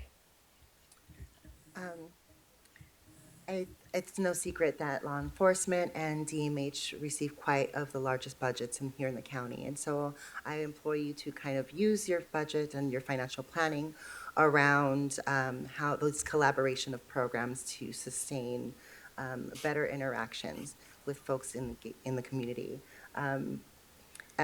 At this time, it's what we can begin at a interpersonal level where we intersect in so many ways is the reinforcement of the trainings that are being put. It could be as simple as just asking pronouns. And at a bigger level, to see how I think some of the programming with DMH could be a bit more sustainable in the teams that you have out on the field. Thank you. Thank you. We will endeavor to provide that assistance to you. Thank you. Commissioner Suthers. Thank you, President Briggs. Well, first, Chief, thank you for your support. Commander Flores, thank you for your leadership. And thank all of you for this presentation this morning. In the interest of full disclosure, 24 hours from now, I'll be sitting as a commissioner in the Governor's Commission on the State of Haiti, and I'm the chair of the subcommittee on recommendations for law enforcement. So, G, I'd like to ask you, as someone who's engaged in data, as I was until recently when I left the classroom and research, I'm particularly interested in community care. Okay. I believe in alternatives to an armed response. In fact, I'm going to be getting a report from the chief on all the programs that LAPD is engaged in that can further that effort. But I really want to talk about your comment about health and safety as the LGBTQ community engages with law enforcement. I believe that crime is largely a health issue as much as any other issue. And I'd just like to know about some of your work there, what you're finding, and how we can support you. Thank you. So our various committees, coalitions, a lot of the CBO work tend to be rooted and funded through HIV care. However, our experiences as gender expansive people, baseline our experiences as gender expansive people kind of exists from a baseline level of our basic needs: housing, food, health access. And so a lot of our work tends to respond to these needs around housing, around employment, just building capacity past survival. And so I think at this time, what the data shows is that we're experiencing these disparities compared to our cis counterparts on what these experiences look like: higher detainment, larger experiences in unemployment, housing. Our basic needs are not being met, and if they are met, they're met with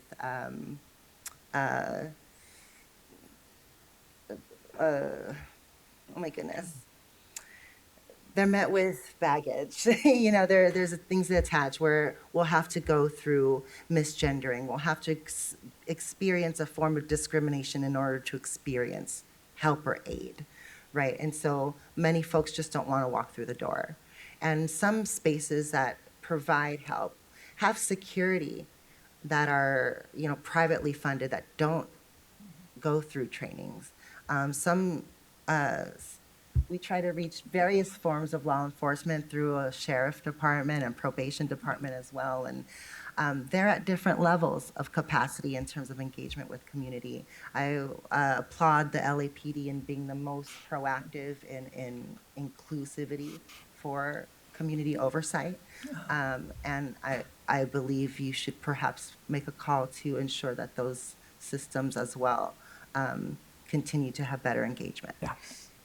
No, thank you. Clearly, there's an education and awareness element that is sorely lacking when it comes to law enforcement in this issue. Sergeant Son, I want to thank you for your service in the Marine Corps. Thank you, sir. Semper Fi. And I also want to ask you, as someone who's engaged in training and cultural competency for the department, as well as the FTO update, those are things I'd love to talk to you about offline as we continue to search for what might be great programs in place already that we could use across the state in educating and making law enforcement officers more aware. But again, I look forward to your program. And next time you're going to put that presentation on, please let me know. I'd love to be there. Yes, sir, definitely. Okay, thank you. Thank you, sir. Wonderful. Thank you, Commissioner Suthers and Commissioner Sobroff. Well, so much has been said, all from the heart, all pure, emotional for everyone. And the commissioners have, the chief, the same. I have one other question, and I don't know if anyone knows the answer to that, but can we get the formula for Cooper's Donuts? They haven't been in business since 1990. Really? Really? Okay. We'll work on that for you, sir. I can go away disappointed. Okay. Thank you, Commissioner Sobroff. At this time, once again, I want to thank you for a wonderful presentation. Thank you for what you do. Thank you for working in conjunction with the department. And Sergeant Son, thank you for your service. Thank you very much. Bravo.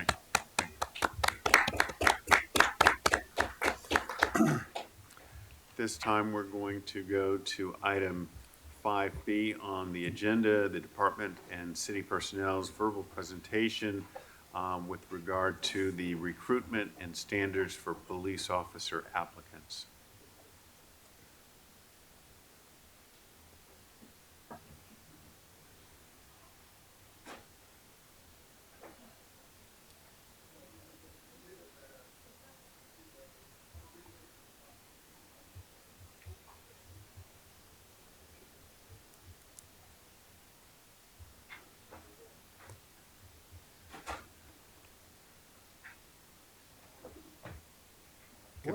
What are you wearing, Mr. McCraney? Good morning. I've never seen you look like that.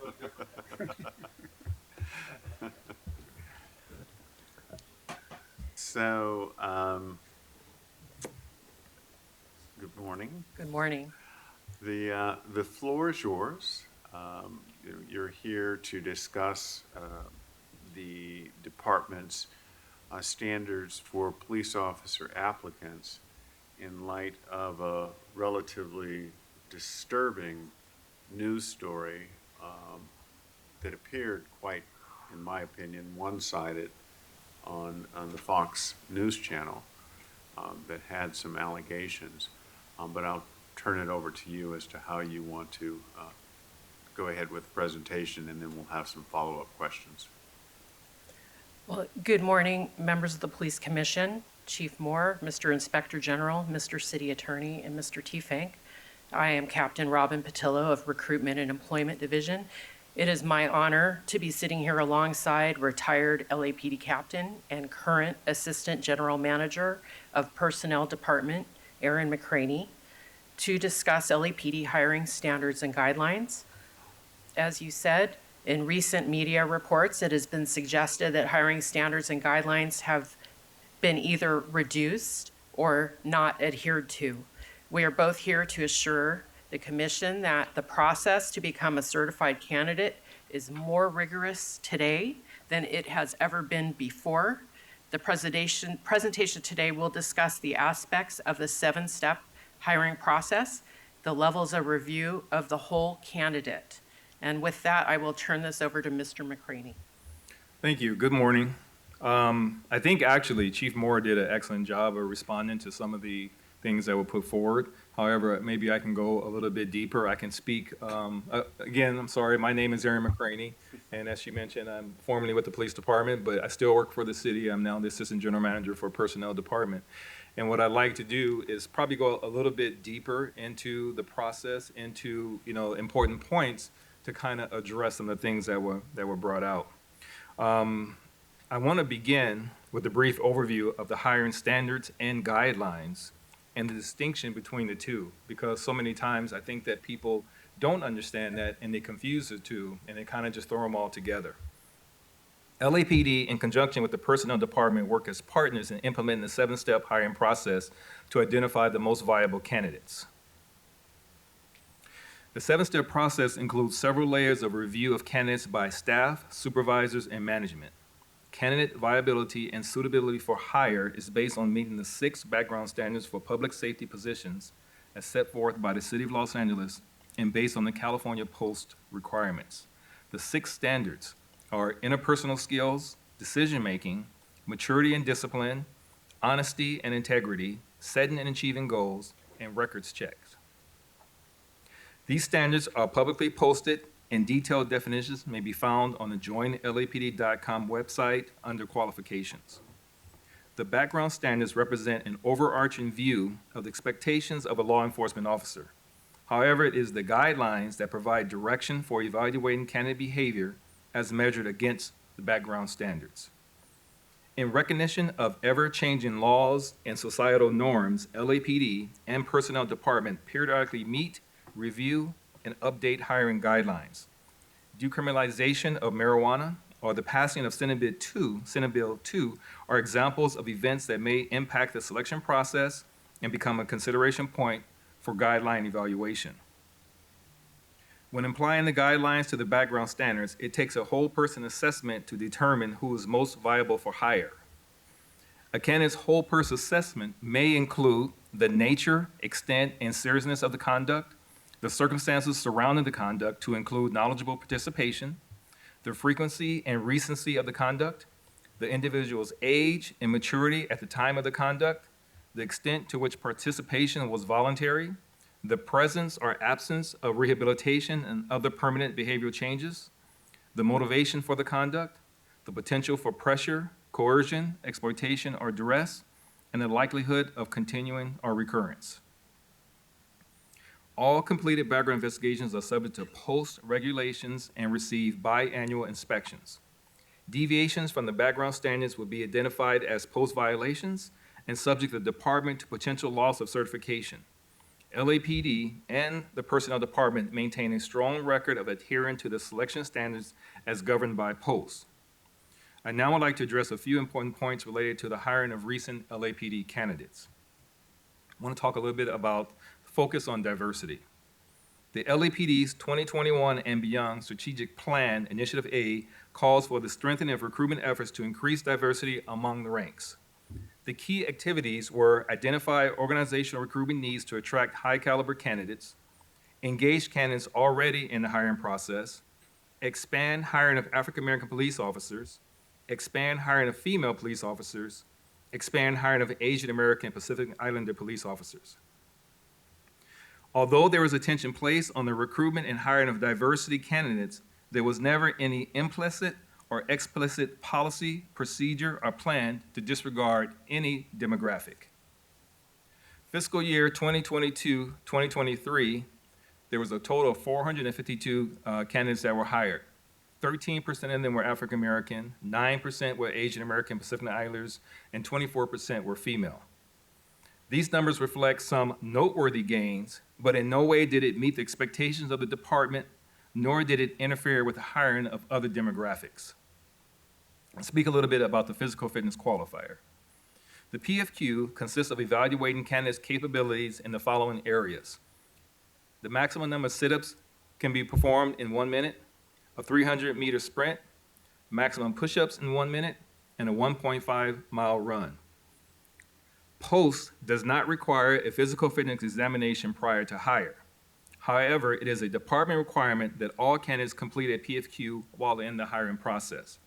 The LAPD job bulletin clearly identifies that taking a PFQ is mandatory.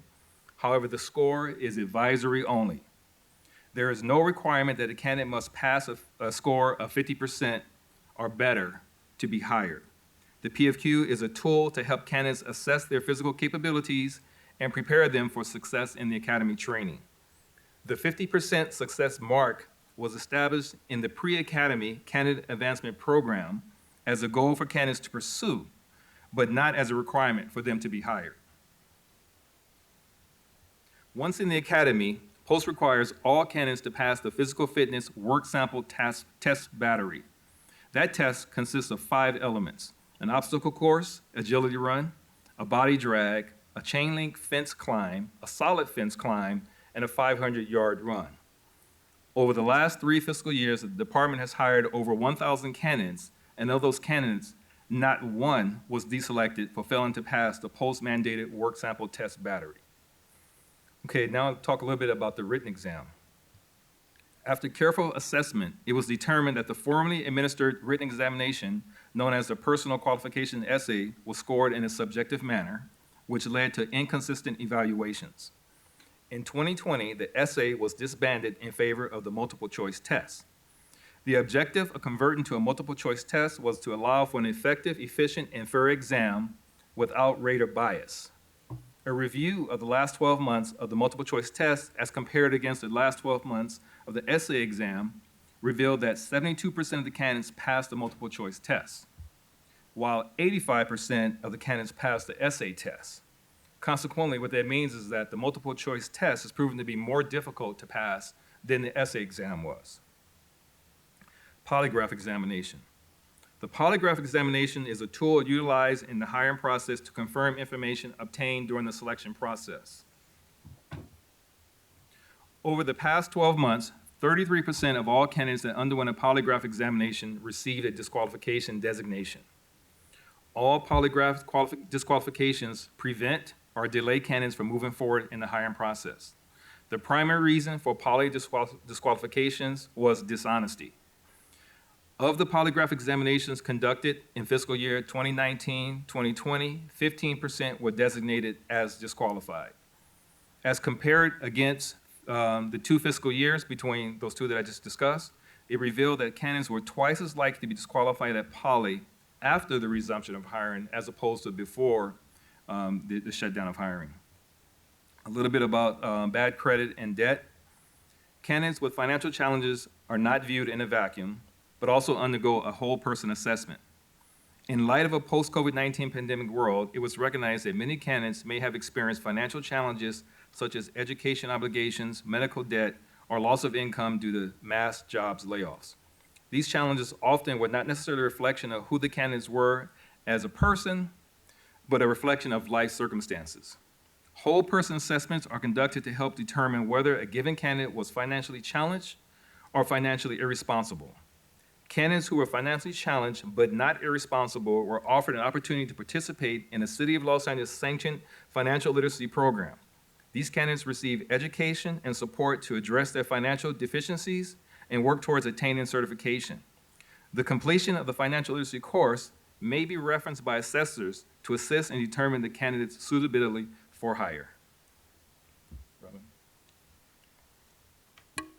Just to conclude, it's been my observation in the last several months, as I am now the designated appointing authority for the department, that the rigorous aspects of the 7-step process ensure that the candidates who are hired are subjected to accurate and complete background investigations, which look at the whole candidate, and those that are appointed, which is roughly 1 out of 12 applicants, are highly qualified to be police officers. And that concludes the presentation, but I and Mr. McCraney are ready for any questions that you may have. Thank you both for this presentation. So I do have several questions. One of my questions, I'm going to frame it in this fashion.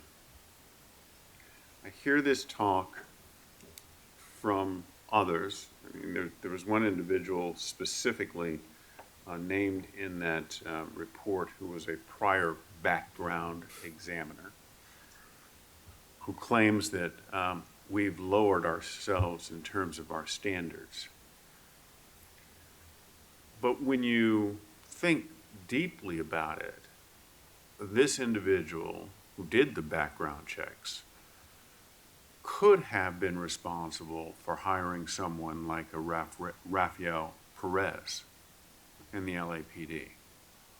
And I think we can all say that that particular individual, who seemingly passed every single background check, is not somebody that we want in the LAPD.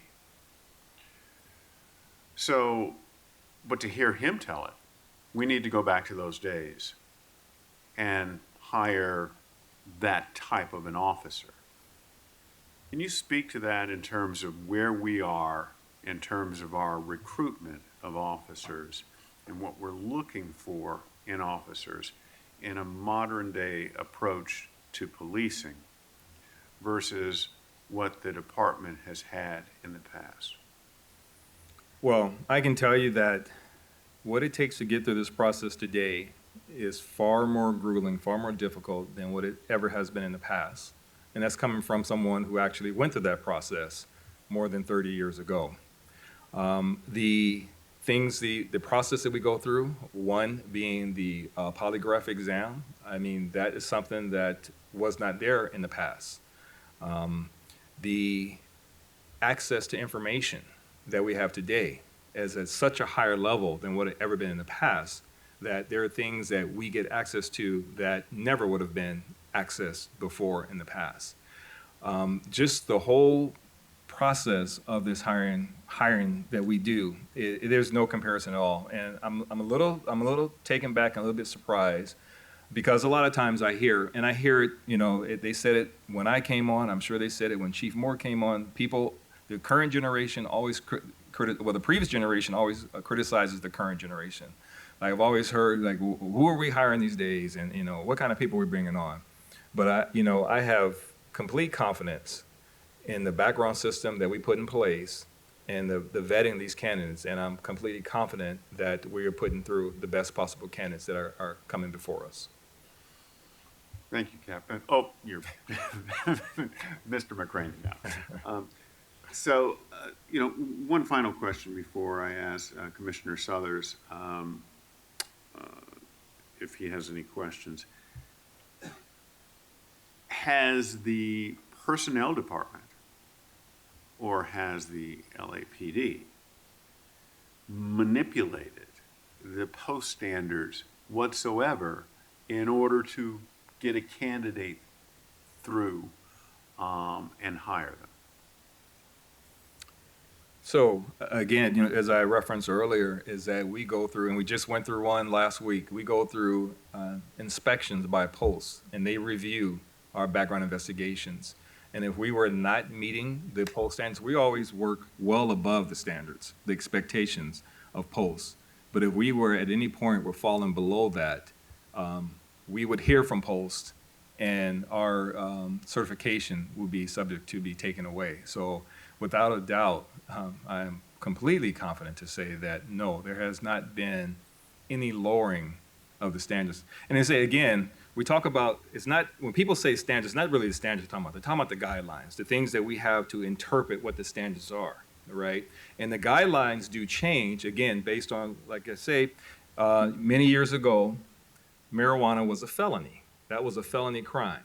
Well, fast forward in the last couple of years, it has now become legal in the state of California. It is now supported by the laws of the city of Los Angeles. So this is something that as a body we need to take a look at, and do we still maintain the same guidelines that we had 20, 30 years ago?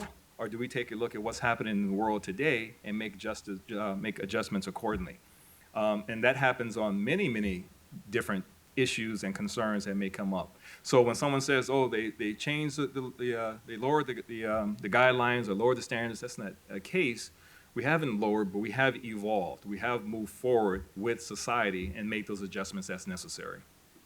Thank you. Commissioner Suthers. Thank you, President Briggs, and thank you for your presentation this morning. Just a couple of questions. I was able to attend the recent graduation along with Chief Moore recently, and I will just say, having been there and seen the graduating class, I was very impressed with their fitness level. In a prior life, when I worked backgrounds, I was also a TAC officer at the academy, so I can certainly understand what's required physically from cadets. We ran a similar program at my previous agency where we tested people for the PFQ. However, if they did not pass, we did not put them in the academy. So my question to you is, if we are selecting people for the academy that haven't passed the PFQ, what metric are you using to determine their potential for fitness to pass in the academy if they're not passing the PFQ prior to us putting them there? So again, there is no pass or fail of the PFQ. Okay. Again, going back to this concept of the 50%, that there is no number. The only requirement is that you take the test, and we utilize that to judge where your physical fitness is. Anybody, ideally, we would like for them to be at 50% or greater, but if they're not at 50%, that just gives us an opportunity to further work with the candidate and help them on their physical fitness.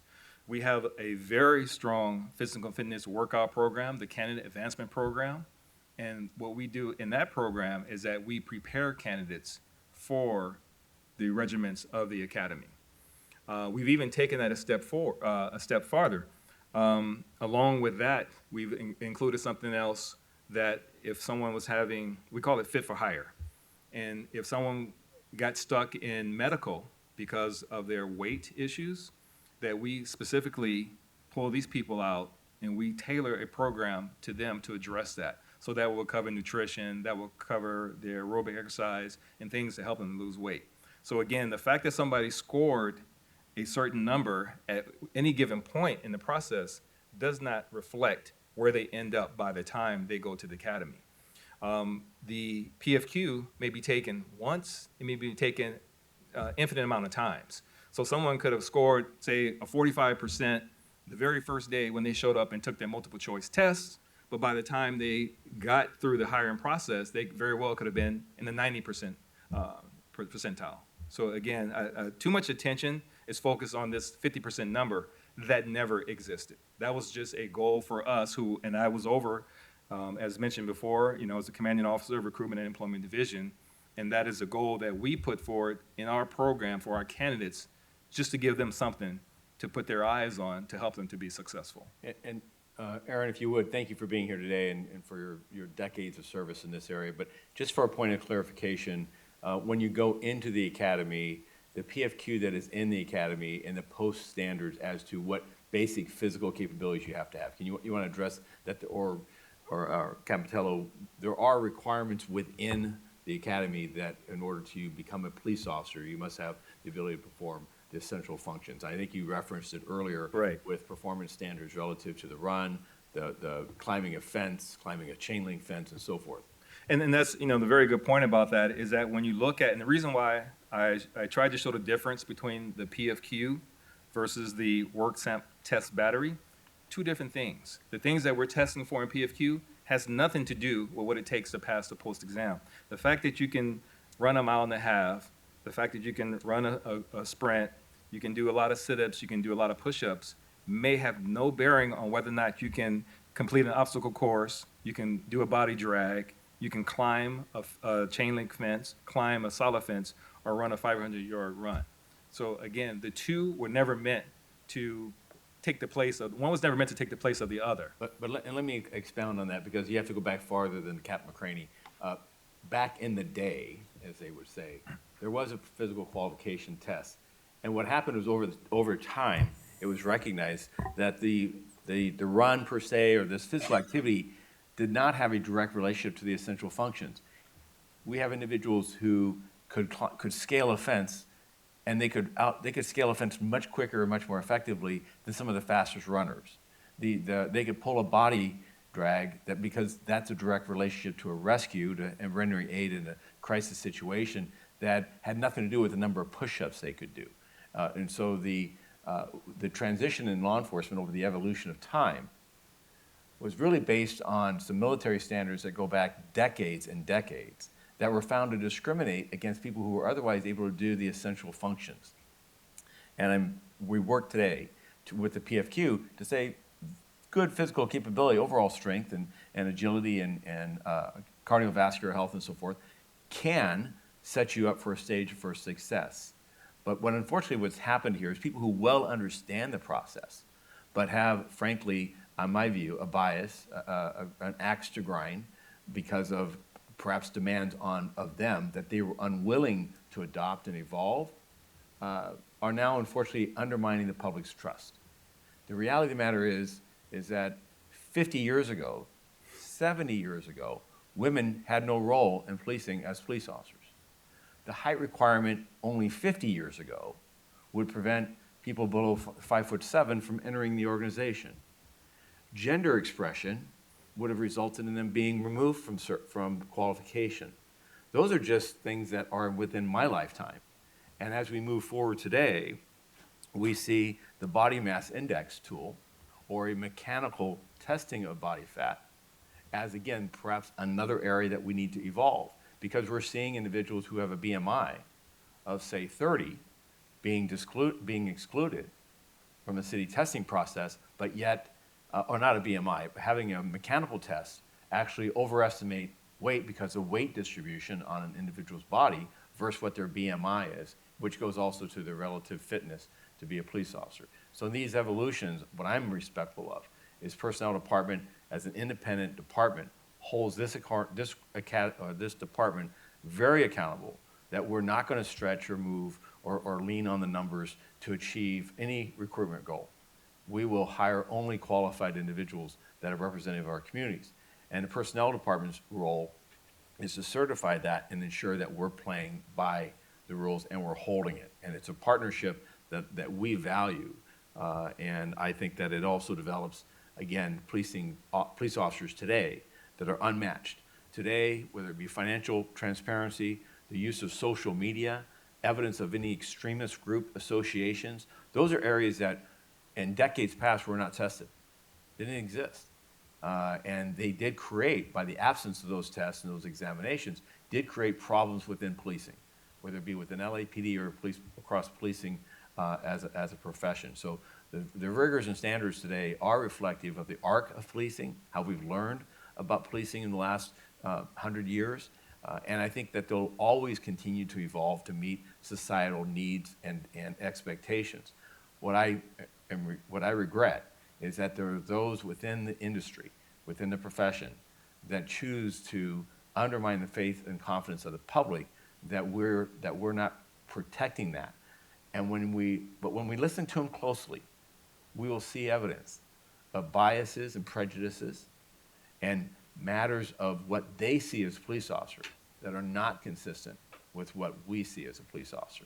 And so I'm satisfied that this work is well-centered and focused, and I applaud that. And I just wanted to interject a bit, because the physical fitness test, for instance, I've heard from our own personnel within the organization who perhaps could not perform well on that PFQ either, alleging that we're hiring people because we're lowering standards on that PFQ when it's an apples to orange conversation. And Chief, thank you for that. If I can just add to that, the PFQ is actually based on the Cooper's test that was created back in the 60s. The Academy has actually moved away from that, and they've gone to a more modern way of training our candidates. The thing that's interesting about the Cooper's test is that it's also on a sliding scale, being that depending on your age, you don't have to score as high as others that may be younger than you, which when you think about it, really does not make sense, because once you hit the field, age doesn't matter, right? You're either qualified, you're either able to do it or not. But the fact that someone scored a 90% on this test really may not necessarily reflect their physical capabilities. It could just be that, they were of a certain age, which allowed them to not have to do as many push-ups, sit-ups, or run as far or run as fast. Well, no, Chief, first, thank you. I appreciate it. I remember back in the day, when I became a drill instructor just shortly after they determined that duck walks were not necessary for policing, so I get it. One more comment. I don't know the time frame for this news story the other night in terms of what they're alleging that we've altered our standard. There's a famous data scientist named W. Edwards Demings, and he used to say, without data, you're just somebody with an opinion. So what I would suggest is that we take a look at the success rate in the FTO program. I know we have these numbers. The success rate on passing probation, and I'd like to see if those numbers have actually changed and lends any credibility to what we're being accused of. So if we're talking about the physical fitness? No, we're talking about the overall officers after they graduate from the academy, according to what we're hearing about us changing the standard. We haven't changed the standard for the FTO program.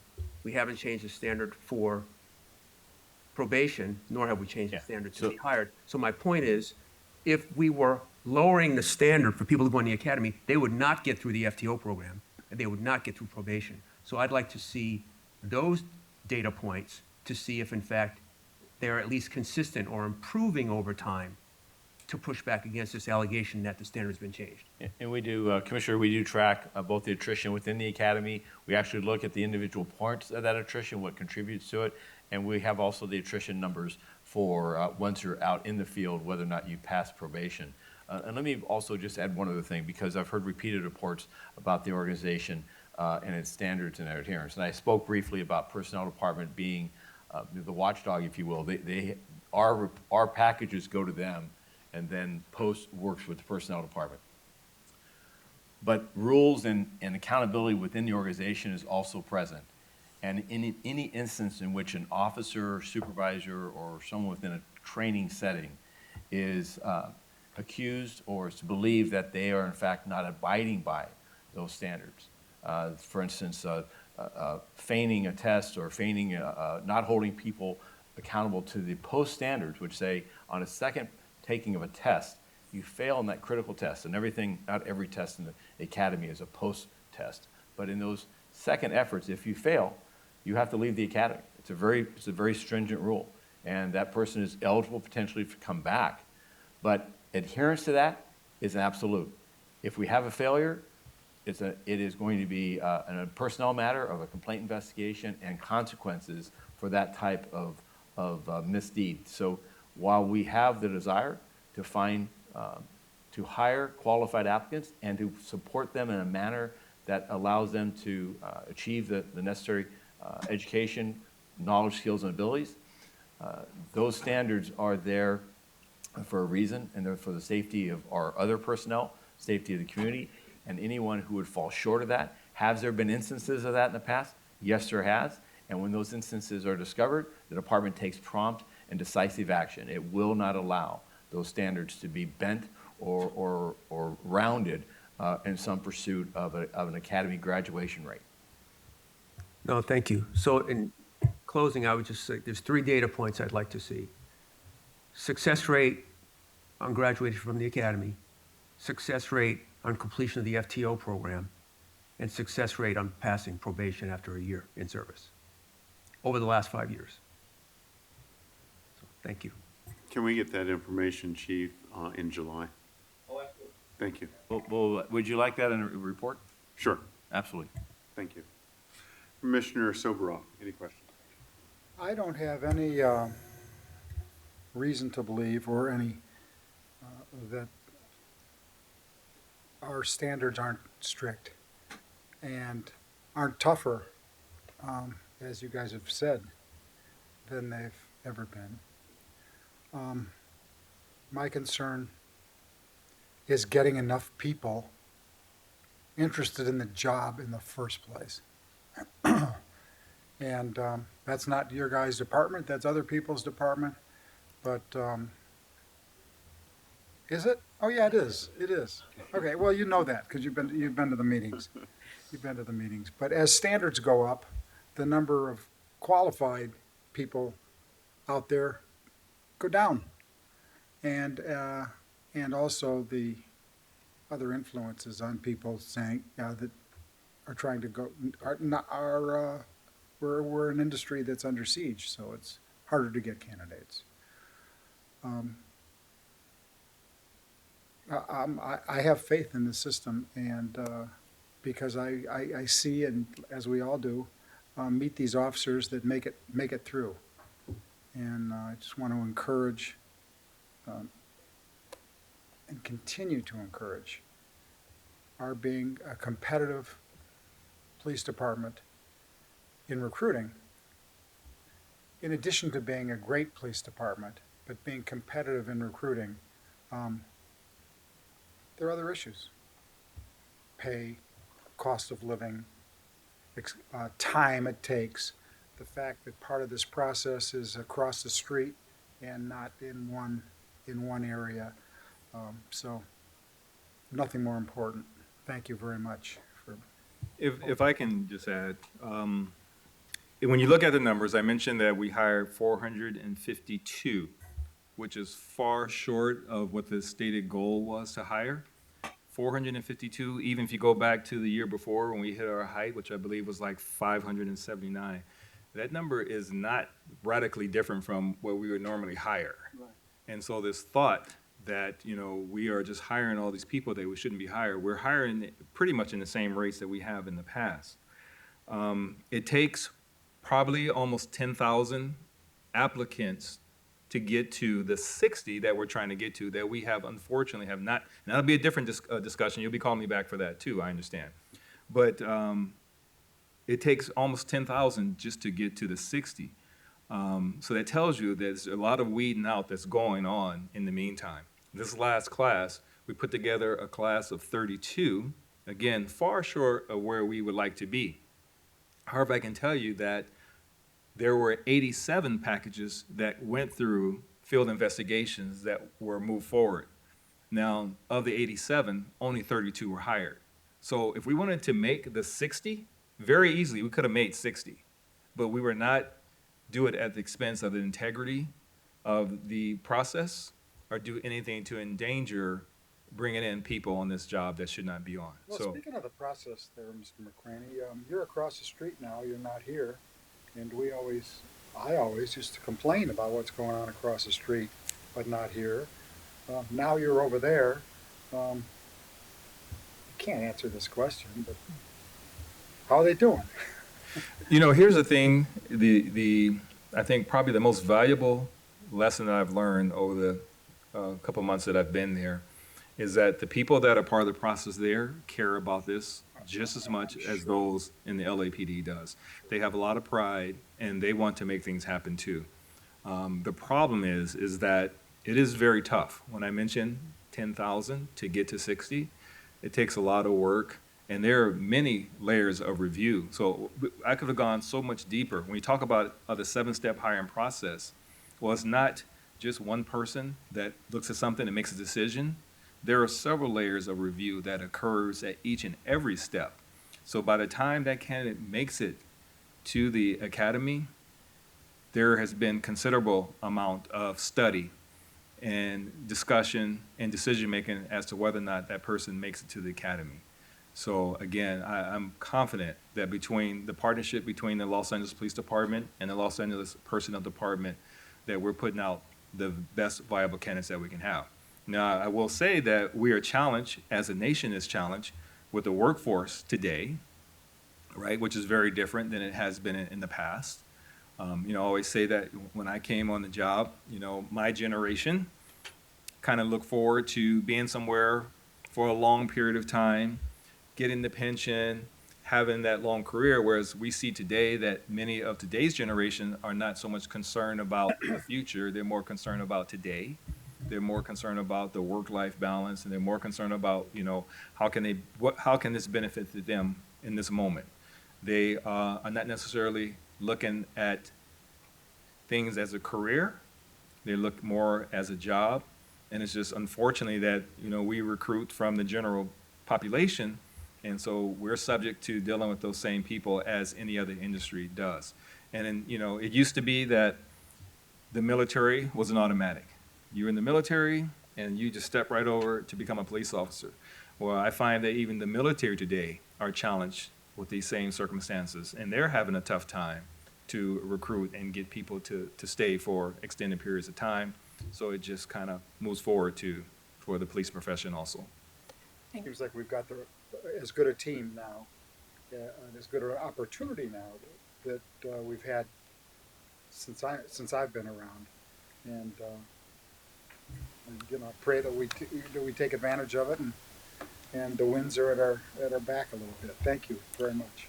Mr. McCraney, Captain Patello, thank you very much, both of you, for providing us with this information and strongly rebutting the notion that LAPD has lowered its standards for its candidates. Thank you very much. Thank you. Appreciate it. At this time, we're going to go into closed session.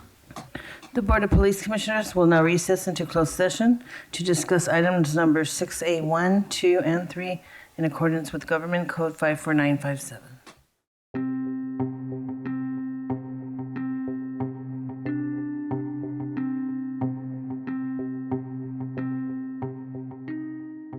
The Board of Police Commissioners has concluded their work in closed session. We are now back in open session. The Executive Director will report out. Item 6A1, law enforcement related injury number 035-22. The Chief's recommendations were adopted on a 3-0 vote. Those recommendations were tactics, administrative disapproval, 2 police officer 2s, drawing and exhibiting in policy 1 police officer 2, less lethal use of force in policy 1 police officer 2. Item 6A2, officer involved shooting number 036-22. The Chief's recommendations were adopted on a 3-0 vote. Those recommendations were tactics, administrative disapproval, 2 police officer 2s, drawing and exhibiting in policy 2 police officer 2s, lethal use of force in policy 1 police officer 2. Item 6A3, officer involved shooting 037-22. Chief's recommendations were adopted on a 3-0 vote. Those recommendations were tactics, administrative disapproval, 1 Sergeant 1, 2 police officer 2s, drawing and exhibiting in policy 1 Sergeant 1, 2 police officer 2s, lethal use of force, administrative disapproval, out of policy 1 Sergeant 1, in policy 1 police officer 2. That concludes the report out. Thank you, Mr. Tiefank. I move that we adjourn. Is there a second? Second. Motion been made, second. All in favor, say aye. Aye. Motion carries. Thank you.